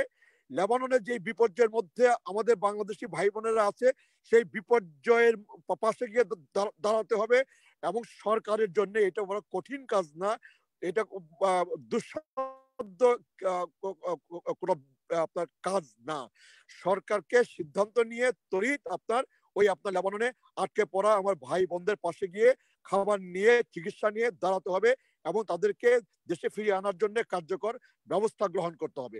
আর আপনি শাহরিয়ার ভাই কিন্তু বলেছেন যে আজকে বাংলাদেশে আপনার 3000 বাহরাইন আপনার প্রবাসী তারা বাংলাদেশে গত প্রায় 6 মাস 1 বছর কাল ধরে বাংলাদেশে আটকা পড়ে আছেন। আপনার ইন্ডিয়াতে যারা আটকা পড়েছিলেন, নেপালে যারা আটকা পড়েছিলেন, ফিলিপাইনে যারা আটকা পড়েছিলেন, তারা তো ইতিমধ্যে বাহরাইনে ফিরে গেছেন। কিভাবে ফিরে গেছেন? যে আপনার ফিলিপাইনের গভর্নমেন্ট তারা আপনার উদ্যোগ গ্রহণ করেছে, পর্যাপ্ত উদ্যোগ, কার্যকর উদ্যোগ গ্রহণ করেছে এবং এবং এবং সেই সব উদ্যোগের মধ্য দিয়ে আজকে ভারত থেকে, নেপাল থেকে, ফিলিপাইন থেকে তারা বাহরাইনে আপনার নিজ নিজ কর্মস্থলে ফিরে যাওয়ার সুযোগ তারা পেয়েছেন, সুযোগ তারা করে নিয়েছেন। কিন্তু বাংলাদেশে এখনো পর্যন্ত আপনি মাসের পর মাস ধরে এই বাহরাইনে আটকে পড়া প্রবাসীদের নিয়ে আপনি আলোচনা করছেন, আলোচনায় আমাদেরকে আপনি শরিক করছেন। আমরা শুনছি কেন বাংলাদেশ সরকার, আমাদের পররাষ্ট্র মন্ত্রণালয় কেন আপনার আজকে কার্যকর উদ্যোগ, কার্যকর পদক্ষেপ গ্রহণ করছে না? এখনো কেন মাত্র 3000 বাহরাইন প্রবাসী যাদেরকে বাহরাইনের আপনার মালিকরা আপনার ফেরত দিতে চান, কেবলমাত্র ভিসার মেয়াদ শেষ হয়ে যাওয়ার কারণে তারা আপনার ফিরে যেতে পারছেন না। আজকে সরকারকে, বাহরাইনের পররাষ্ট্র মন্ত্রণালয়, বাহরাইনের সরকারের সাথে আমাদের সরকারের উচ্চ পর্যায়ের আপনার আলাপ আলোচনা প্রয়োজনে বাংলাদেশ থেকে পররাষ্ট্রমন্ত্রীকে বাহরাইনে পাঠানো হোক। বাহরাইনে গিয়ে বাহরাইনের পররাষ্ট্রমন্ত্রীর সাথে, বাহরাইনের উচ্চ পর্যায়ের কর্মকর্তাদের সাথে আলাপ আলোচনা করে আজকে এই 3000 আটকে পড়া বাহরাইন প্রবাসীদেরকে বাহরাইনে ফিরে যাওয়ার ব্যবস্থা করা হোক দাদা। আর আপনি শুরুতে বলেছিলেন, ধন্যবাদ, বলেছিলেন যে আপনার বাংলাদেশে পৌরসভা নির্বাচন অনুষ্ঠিত না না বাউল ভাই, আমরা আজকে ওই সাবজেক্টে যাব না। বাউল ভাই আমরা আরেকদিন এই বিষয়ে কথা বলবো। আমিও যাব না দাদা। আপনি বলেছিলেন যে বাংলাদেশে পৌরসভা নির্বাচন অনুষ্ঠিত হচ্ছে। হ্যাঁ দাদা, পৌরসভা নির্বাচন দফায় দফায় অনুষ্ঠিত হচ্ছে। 27 তারিখ চিটাগাং সিটি কর্পোরেশন নির্বাচন অনুষ্ঠিত হয়েছে। আগামীকাল বাংলাদেশে আরো 3য় দফায় পৌরসভা নির্বাচন অনুষ্ঠিত হবে। সেই ক্ষেত্রে আজকে জাতীয় পার্টির মহাসচিব জিয়াউদ্দিন বাবলু একটি চমৎকার কথা বলেছেন যে সাম্প্রতিক কালে করোনার কারণে অটো পাস সিস্টেম চালু হয়েছে। জিয়াউদ্দিন বাবলু বলেছেন বাংলাদেশের নির্বাচনের আর দরকার নাই, পৌরসভা নির্বাচন, স্থানীয় সরকারের নির্বাচন, জাতীয় নির্বাচনের আর দরকার নাই। কেন বলেছেন? যে নির্বাচনের যে বেহাল দশা, নির্বাচনের নামে যে তামাশা বাংলাদেশে যা চলছে, এই তামাশা করবার কোনো দরকার নাই। সেই ক্ষেত্রে করোনা কালে শিক্ষা প্রতিষ্ঠানে যেমন আমরা অটো পাস দিয়েছি ইন্টারমিডিয়েটের বেলায়, সেই ক্ষেত্রে স্থানীয় সরকারের সকল নির্বাচনের বেলায়, জাতীয় সকল নির্বাচনের বেলায় বর্তমান সরকারের পক্ষ থেকে অটো পাস সিস্টেম, মানে অটো আজকে পৌরসভার মেয়র হবেন, অটো আজকে ইউনিয়ন পরিষদের চেয়ারম্যান হবেন, অটো আজকে আওয়ামী লীগের নমিনেশন পেলেই অটো আপনার জাতীয় সংসদের সদস্য হবেন। এই সিস্টেম চালু করাই উত্তম হবে। অনর্থক আপনার রক্তপাত, সংঘর্ষ, সংঘাত, তামাশা করবার কোনো দরকার আছে বলে দাদা আমি মনে করি না। সবাইকে ধন্যবাদ। আসসালামু আলাইকুম। ধন্যবাদ বাউল ভাই, ধন্যবাদ জানাচ্ছি, কৃতজ্ঞতা জানাচ্ছি আপনার ব্যস্ত সময় যে আপনি সংযুক্ত হয়েছেন আমাদের সাথে। আমরা যাব অনুষ্ঠানের প্রায় শেষের দিকে, আমাদের সাথে আছেন আওয়ামী যুবলীগের কেন্দ্রীয় কমিটির প্রেসিডেন্ট সদস্য, সাবেক সাংসদ, বঙ্গবন্ধু পার্ক চক্রের সভাপতি জনাব নবী নওয়াজ ভাই। নবী নওয়াজ ভাই, যে অটো পাসের কথা বললেন, বাউল ভাই কি বলবেন? অটো পাস আমি বলবো যে বাউল ভাই একটা কথা উত্তর দেবো। আমি দিনাজপুরে নির্বাচনে গেছিলাম, 14 দিন ছিলাম। সেখানে ওনাদের জাহাঙ্গীর আলম ধানের শীষ নিয়ে পাশ করেছে। আমরা চেষ্টা করেছি আমাদের প্রার্থীকে মাঠে নামিয়ে, আমরা কেন্দ্রীয় কমিটির নেতারা যে নেমে প্রতিদিন গণসংযোগ করেছি, প্রতিদিন পথসভা করেছি। যদি আমরা অটো পাসই করতে পারবো, এই পরিশ্রম করার দরকার ছিল না। আমরা এত পরিশ্রম করার পরেও, কেন্দ্রীয় কমিটির নেতা, স্থানীয় নেতা সব মিলিয়ে করার পরেও আমাদের প্রার্থী কিন্তু পাশ করাতে পারেনি, ধানের শীষ পাশ করে গেছে। আসলে বাবুল ভাই জানা উচিত যে পৌরসভার মেয়র ভোটটা শুধু উনি একা ভোট করে না, ওখানে কিন্তু কাউন্সিলররা প্রার্থী হয়। আমাদের দলের থাকে 2-4 জন, বিএনপির থাকে 2-4 জন, তাতে করে এই কাউন্সিলররা ভোট করে, সেখানে অটো পাস করার কোনো সুযোগ নেই। এটি হচ্ছে এক কথায় উত্তর। আমি বাবুল ভাইয়ের পিছনের কথা একটু উত্তর দেই। সেটি হচ্ছে, আমার একজন মুরব্বী একজনের প্রশ্ন করছিল একদিন, এই খোকা, আমাদের যশোরের কথা, এই খোকা তোর ছেলে মেয়ে কটা? তো বলছে চাচা তো বিয়েই তো করিনি, ছেলে মেয়ে হবে কি দিয়ে? তো বলছে ও আচ্ছা আচ্ছা, তা তো বুঝতে পারিনি। আবার আরেকজন বলতেছে যে তোমার ছেলে মেয়ে কটা? তো বলছে আমি বিয়ে করলাম 6 মাস আগে, আমার সন্তান হবে কোত্থেকে? 10 মাস লাগে সন্তান হতে, 10 মাস লাগে। বিয়ে করার পরে 10 মাস সময় দেওয়া লাগে, 4 মাস পরে 6 মাস পরে বললে কিন্তু সন্তান পাওয়া যায় না। ঠিক তেমনি ভাবে বাবুল ভাই, আমরা যে কথা বললাম মাঝখানে 10 থেকে 15 মিনিট কথা বলেছি, সেটা শাহেদ ভাইকে কিন্তু আমি ঠান্ডা করেছি। আমি আমাদের এরশাদ মাননীয় এমপি, ওনাকে কিন্তু কথাটা বুঝিয়ে দিয়েছি যে ওনার মা যেহেতু বিরোধী দলের নেত্রী, উনি বললে প্রধানমন্ত্রী উত্তর দিবেন, একেবারে সঠিক উত্তরটি দিবেন, তাতে করে অনেক সমাধান হতে পারে। আর যেটি বললেন যে এমপি মহোদয় কবে বলবে, না আমি ওই বিয়ের মতোই বলবো যে বাবুল ভাই, বিয়ে না করালে সন্তান হবে না। যতই সন্তান হওয়াতে চান, এটা সম্ভব না। আমরা হয়তো একটা সিদ্ধান্তে এসেছি যে আমরা বিভিন্ন রকমের তৎপরতার মধ্য দিয়ে বাহরাইন, লেবানন সহ বিভিন্ন দেশের সমস্যার সমাধান করার জন্য অনেকটু বরফ গলেছে। কিন্তু এই দীর্ঘ এতদিন আপনি হয়তো পরিশ্রম করেছেন, রূপকদা বারবার একেবারে তথ্যপত্র নিয়ে আপনাদের সামনে বসেন, আমাদের সামনে বসেন, অনেক সমাধানের অনেক পথ বেরিয়ে গিয়েছে সামনে। আমরা মাত্র 10 মিনিট যে কথা বলেছেন, 10 মিনিটের ভিতরে আপনি হয়তো শুনতে পারেননি, কারণ আপনি নেটওয়ার্কের বাইরে, আবার আইফোন দিয়ে আপনি কথা বলতেছেন, হয়তো নেটওয়ার্কের কিছু সমস্যা হচ্ছে, সেই জন্য আপনি শোনেননি। মাঝে কিন্তু 10 থেকে 15 মিনিট অনেক চমৎকার কথা হয়েছে। কিন্তু এই চমৎকার কথার মধ্যে আপনি যে কথাগুলো পরে বললেন, এই কথাগুলো কিন্তু সমাধানের পথ না। সরকারকে এক্ষুনি নিতে হবে। কোন এমপিরা কবে বলবে না বলবে, কবে বিরোধী দল নেত্রী বলবে না, বিষয়টি কিন্তু আসলে একটা পথ খুঁজে বের করতে হবে, যে পথ দিয়ে গেলে একটা সমাধান আসতে পারে। সেই জন্য আমি বলবো যে আসলে আমরা সঠিক পন্থায় যদি আগাই, নীতিমালা ধরে আগাই, আমাদের সমাধান হয়ে যাবে। বলেন না বাবুল ভাই কিছু বলবে? আমি কিন্তু সুযোগ দেই। বিনয়ের সাথে একটা কথা বলতে চাই, যে শুধু লেবানন ইস্যুতে আমরা যা শুনছি আপনার লেবানন থেকে, যে লেবাননে খাবারের সংকট হচ্ছে, চিকিৎসার সংকট হচ্ছে, খাবার না পেয়ে, চিকিৎসা না পেয়ে মৃত্যুবরণ করতেছে, এই বিষয়ে কি আপনার আমাদের সংসদে কবে কথা উঠবে, সংসদের বিরোধী দলের নেত্রী কবে কথা বলবে, তার জন্য অপেক্ষা করতে হবে? তার জন্য কেন অপেক্ষা করতে হবে? আমার সরকার আছে, পররাষ্ট্র মন্ত্রণালয় আছে, দূতাবাস আছে,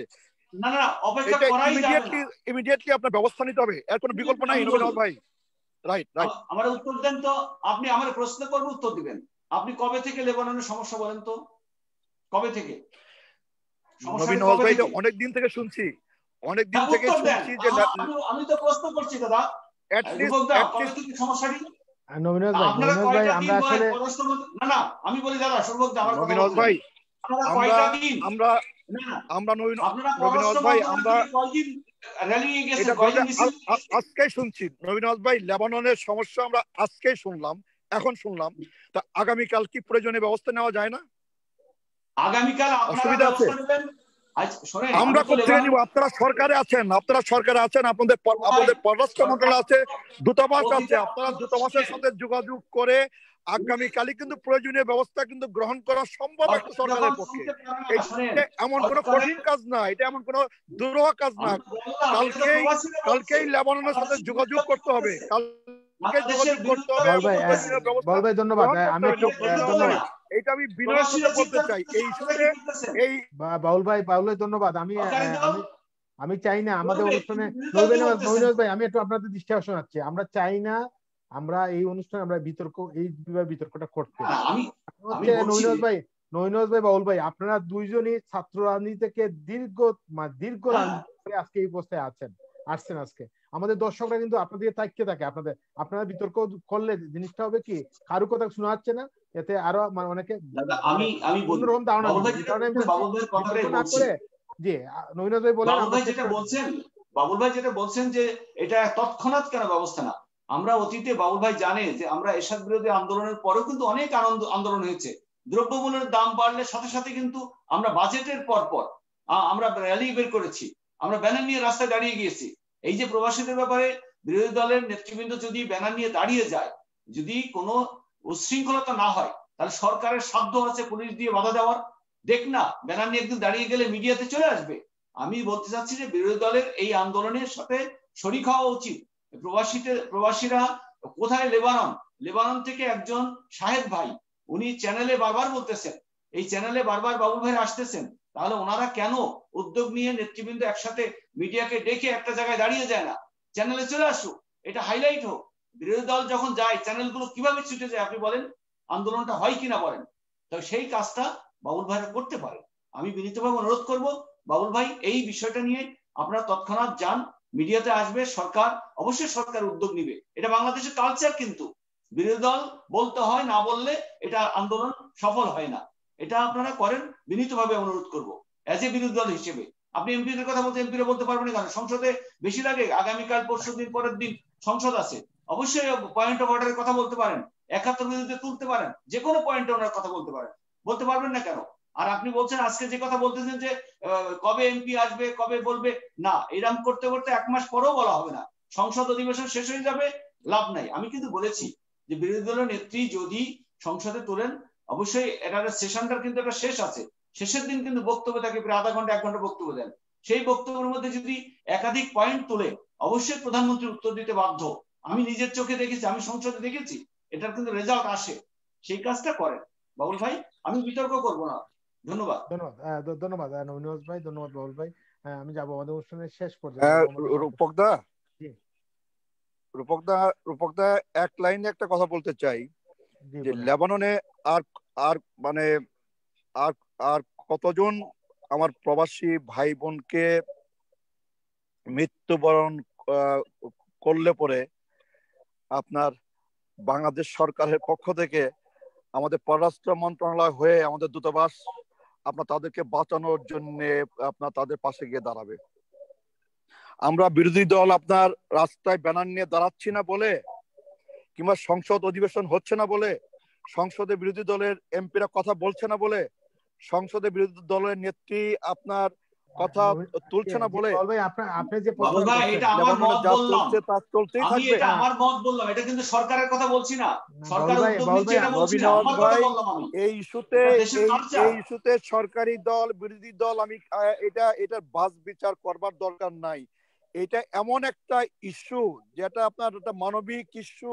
এই মানবিক ইস্যুতে নবীন ভাই দয়া করে সত্যি লেবাননে যারা আছে ওরা যা বলছে, ওদের দুঃখ দুর্দশা, একটা নির্মম একটা অমানবিক জীবন যাপনের কথা যা প্রতিদিন তারা বলছে, এই সরকারের আমাদের পররাষ্ট্র মন্ত্রণালয় আমাদের দূতাবাসের নীরব থাকবার নিশ্চুপ থাকবার কোনো সুযোগ নাই, ব্যবস্থা নিতে হবে।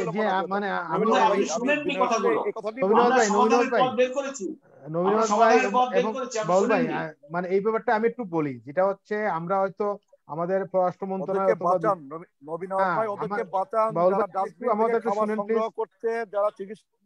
বাবুল ভাই আমাদের একটু শুনেন। আমি যেটা বলতে চাচ্ছি, নবীন ভাই আছেন, আপনার আজকে যে অতিথি আছেন, হয়তো আমরা আমাদের পররাষ্ট্র মন্ত্রণালয় বা দূতাবাস অনেক কাজ করতেছে, কিন্তু আমরা মিডিয়া জানি না। আমি অনুরোধ করব, যেভাবে কাতার বা আইন নিয়ে পররাষ্ট্র মন্ত্রণালয় একটা প্রেস বিজ্ঞপ্তি দিয়েছে মিডিয়াতে, যদি লেবাননের ব্যাপারটা যদি প্রেস বিজ্ঞপ্তি দেয়, তাহলে মিডিয়া বা আমরা জানতে পারবো, আমরা অনেক কিছু জানতে পারবো। কিন্তু আমরা তো আসলে জানি না কি করছে দূতাবাস, কি করছে বা আমাদের পররাষ্ট্রমন্ত্রী কি করছে, আমরা এই বিষয়টা জানি না।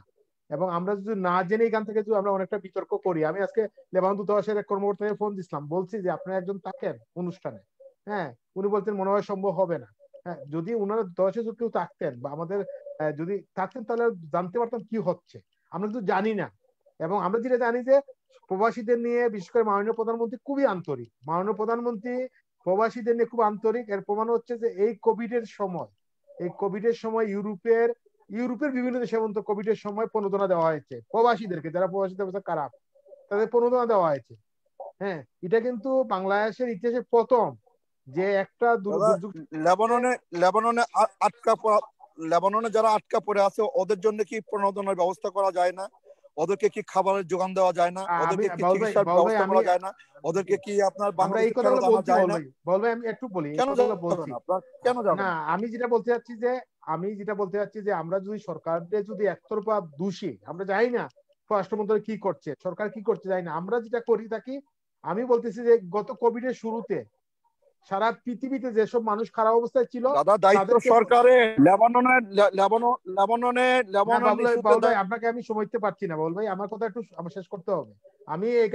আমরা যেখানে যে কথাগুলো বলতে হবে, যেটা হচ্ছে যে মাননীয় প্রধানমন্ত্রী খুবই আন্তরিক, এটা স্বীকার করতে হবে। কিন্তু আমি জানি না যে যে মাননীয় প্রধানমন্ত্রী বিভিন্ন হ্যান্ডস আছে, আমার তো জটিলতার কারণে অনেক কিছু স্লোলি হচ্ছে, ধীরে ধীরে হচ্ছে, যার ফলে অনেকেই আমরা হতাশ। কিন্তু আমি অনুরোধ করবো যে পররাষ্ট্র মন্ত্রণালয়ের কাছে, লেবানন দূতাবাসের কাছে, যে আপনারা একটা প্রেস বিজ্ঞপ্তি দিয়ে আপনি একটু বলেন আপনারা কি কাজ করছেন, তাহলে লেবাননের প্রবাসীরা যারা আছে তারা অনেকেই মানে টেনশনে মারা যাচ্ছেন, অনেকে মারা যাচ্ছেন, হ্যাঁ টেনশনে, হতাশায় সুইসাইড করতেছেন। আমাদের পররাষ্ট্র মন্ত্রণালয়, আমাদের দূতাবাস ঘুমিয়ে ঘুমিয়ে আপনার দিন পার করতেছে। আপনার না বাবুল ভাইয়ের কথা বোঝা যায় যে মানে জনগণ শুধু সরকারি দলের, ওনারা মনে করেন যে জনগণ শুধু সরকারি দলের। দায়িত্ব সরকারের। নবীন নওয়াজ ভাই, এই দায়িত্বটা কার? আপনার এই দায়িত্বটা কার? লেবাননে যারা আটকা পড়ে আছে, যারা মারা যাচ্ছে, এদেরকে বাঁচানোর দায়িত্বটা কার? আমার।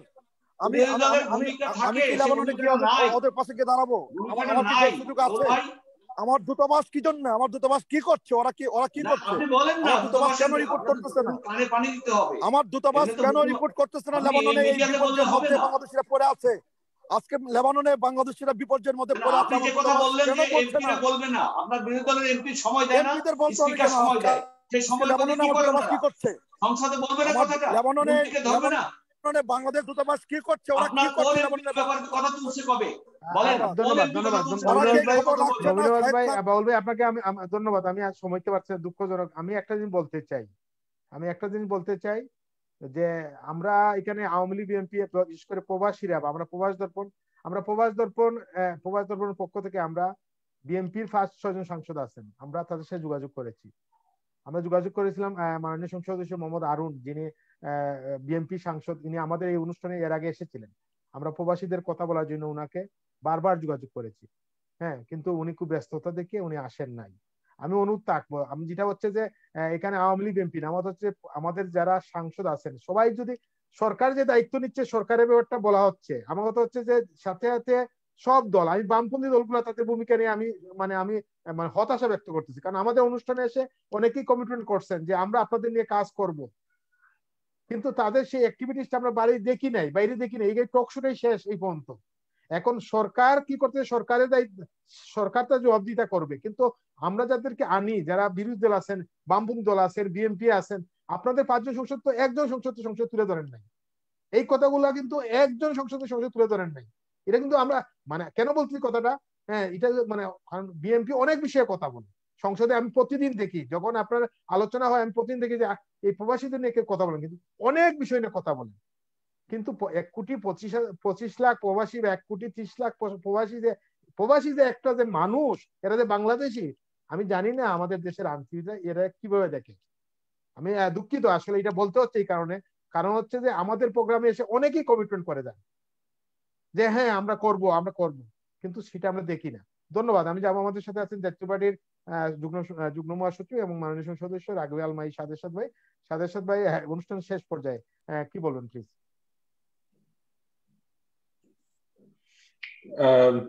শুনতে পাচ্ছেন আমাকে? জি জি জি বলেন।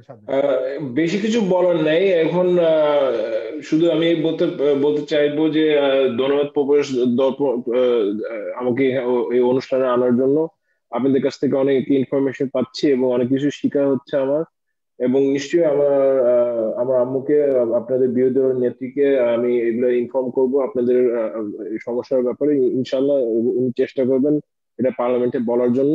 এবং আমি একটা জিনিস বলতে চাচ্ছি আমার পার্সোনাল ব্যাপারে আপনি যেটা বলতেছেন হোস্ট হিসেবে রূপকদা, যে হ্যাঁ আমাদেরকে সবাইকে একসাথে চলতে হবে। আমাদের অনেকজনের অনেক ধরনের অপিনিয়ন থাকতে পারে, অপিনিয়ন থাকাটা normal, it's a human nature. আমাদের অপিনিয়ন মানে এক একজনের এক একটা কি বলে ইমোশন কাজ করে, অপিনিয়ন কাজ করে, কিন্তু আমাদেরকে সবাইকে দেশের খাতে, দেশের জন্য আমরা যে এই সোনালী বাংলাদেশের স্বপ্ন দেখি, নতুন বাংলাদেশের স্বপ্ন দেখি, এটা আমরা সোনালী নতুন বাংলাদেশ একটা গড়ে তুলতে পারবো না কেন? নিশ্চয়ই আমরা পারবো, যদি আমরা একসাথে কাজ করি, দেশের জন্য কাজ করি। মানে আমরা যদি আমাদের মধ্যে যদি আমাদের অসুবিধা হয়, দেশটা তো আমাদের মানে থাকবে না। আমাদেরকে তো একসাথে থাকতে হবে, বাংলাদেশকে এই সুন্দর সোনালী নতুন বাংলাদেশ আমাদেরকেই গড়তে হবে। আমাদের এখানে যারা যারা চ্যানেলে এখানে আছেন, যারা এখানে গেস্ট আছেন, যারা অনলাইনে আছেন, আপনারা তো কোনো না কোনো সময় আপনার দায়িত্ব নিবেন। আপনাদেরকে আমি মানে ইন্টারেস্ট এবং আশা করি আপনারা আমার কথাটা বুঝতেছেন, আমার কষ্টটাও আপনি বুঝবেন আশা করি। বইকোনো আমাদের দেশটাকে আমাদেরকে গড়ে তুলতে হবে আমাদের একসাথে।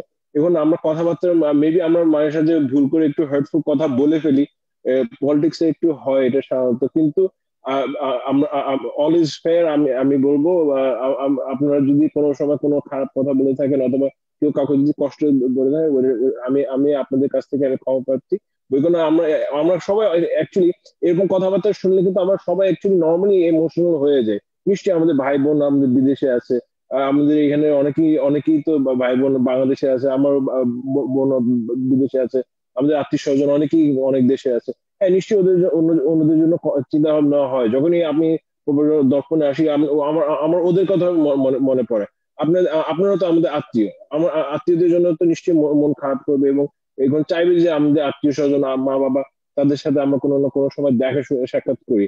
স্পেশালি যখন এই কোভিড এর সময়, তো আমরা তো আরো চাইবো যে আমরা আমাদের ঘনিষ্ঠ যারা তাদের সাথে আমরা যেন থাকি, তাদেরকে আমরা যেন সেবা দিতে পারি, আমরা যেন কিছু কম কম বেশি হলে যেন আমরা ওদের সোয়াব পাই। আমরা চেষ্টা করি আমরা একসাথে কাজ করার জন্য। আমি আর বেশি কিছু বলতে চাচ্ছি না, কিন্তু আমি শুধু বলবো যে এখন আপনারা জাস্ট বিকজ ভ্যাকসিন এসে পড়েছে বাংলাদেশে, এটা অনেক ধন্যবাদ ইন্ডিয়াকে, কিন্তু জাস্ট বিকজ ভ্যাকসিন আসাতেই যে আপনারা মাস্ক পরবেন না, প্লিজ আপনারা মাস্ক পরবেন, আপনারা স্যানিটাইজ করবেন হাত, এবং যে কোনো বাসায় যাওয়ার সময় হ্যান্ড স্যানিটাইজ করে যাবেন, মাস্ক পরবেন, আর সুখে এবং শান্তিতে এবং সেফলি ঘোরাফেরা করবেন।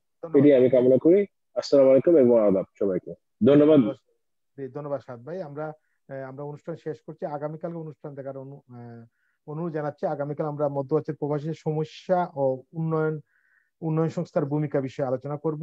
আলোচনায় থাকবেন, আমাদের সাথে থাকবেন মোহাম্মদ শাহিজুজ্জামান খোকন এমপি মেহেরপুর 2 আসনের, থাকবেন সৈয়দ সাইফুল হক চেয়ারম্যান ওয়ারবি ডেভেলপমেন্ট ফাউন্ডেশন, আমাদের সাথে থাকবেন বিনয় কৃষ্ণ মল্লিক নির্বাহী পরিচালক রাইস জশুয়ার।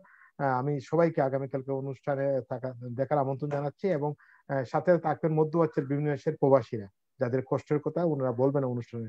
আর আমি অনুরোধ জানাবো, বিশেষ করে আমরা যারা আজকে আসলে সমস্যার বিষয় নিয়ে, কিন্তু বিষয়টা চলে আসছে মধ্যপ্রাচ্যের বিষয় চলে আসছে, মধ্য প্রবাসীরা বিষয় চলে আসছে। আমরা যেটা বলতে চাই যে আমি যেটা মনে করি বা আমরা অনেকেই মনে করি যে এখন যে সমস্যা, এই সমস্যা নিয়ে কথা বলাটা খুব জরুরি। আর যদি এই সমস্যাটা নিয়ে কথা না বলি, আমাদের যদি ভাইয়েরা মরে যায়, কষ্ট হয়ে যায়, তারপরে কথা বলে লাভ নেই। এর জন্য আমরা প্রবাস দর্পণ বিষয়ে এই বিষয়টা গুরুত্ব দিয়ে আমরা কথা বলে থাকি। এবং আমরা অনুরোধ পাবো যে আজকে যারা এই অনুষ্ঠান দেখছেন বা আপনারা অনুষ্ঠান দেখবেন, আপনারা এই মধ্যপ্রাচ্যের প্রবাসীদের, বিশেষ করে লেবাননের প্রবাসীদের পাশে দাঁড়ান। খুবই খারাপ অবস্থায় আছে। আমার কাছে কিছু ভিডিও আসে, যে ভিডিওগুলো আসলে মিডিয়া দেওয়ার মতো না, কারণ হচ্ছে এত কষ্টকর অবস্থায় আছে। তো এই কারণে আমরা একজন মানবিক মানুষ হিসাবে এই জিনিসগুলো আমরা প্রচার করে থাকি, যে যাতে এই সমস্যার সমাধান হোক। সবাই ভালো থাকবেন, সুস্থ থাকবেন, এবং আগামীকালের অনুষ্ঠান থেকে আমন্ত্রণ শেষ করছি।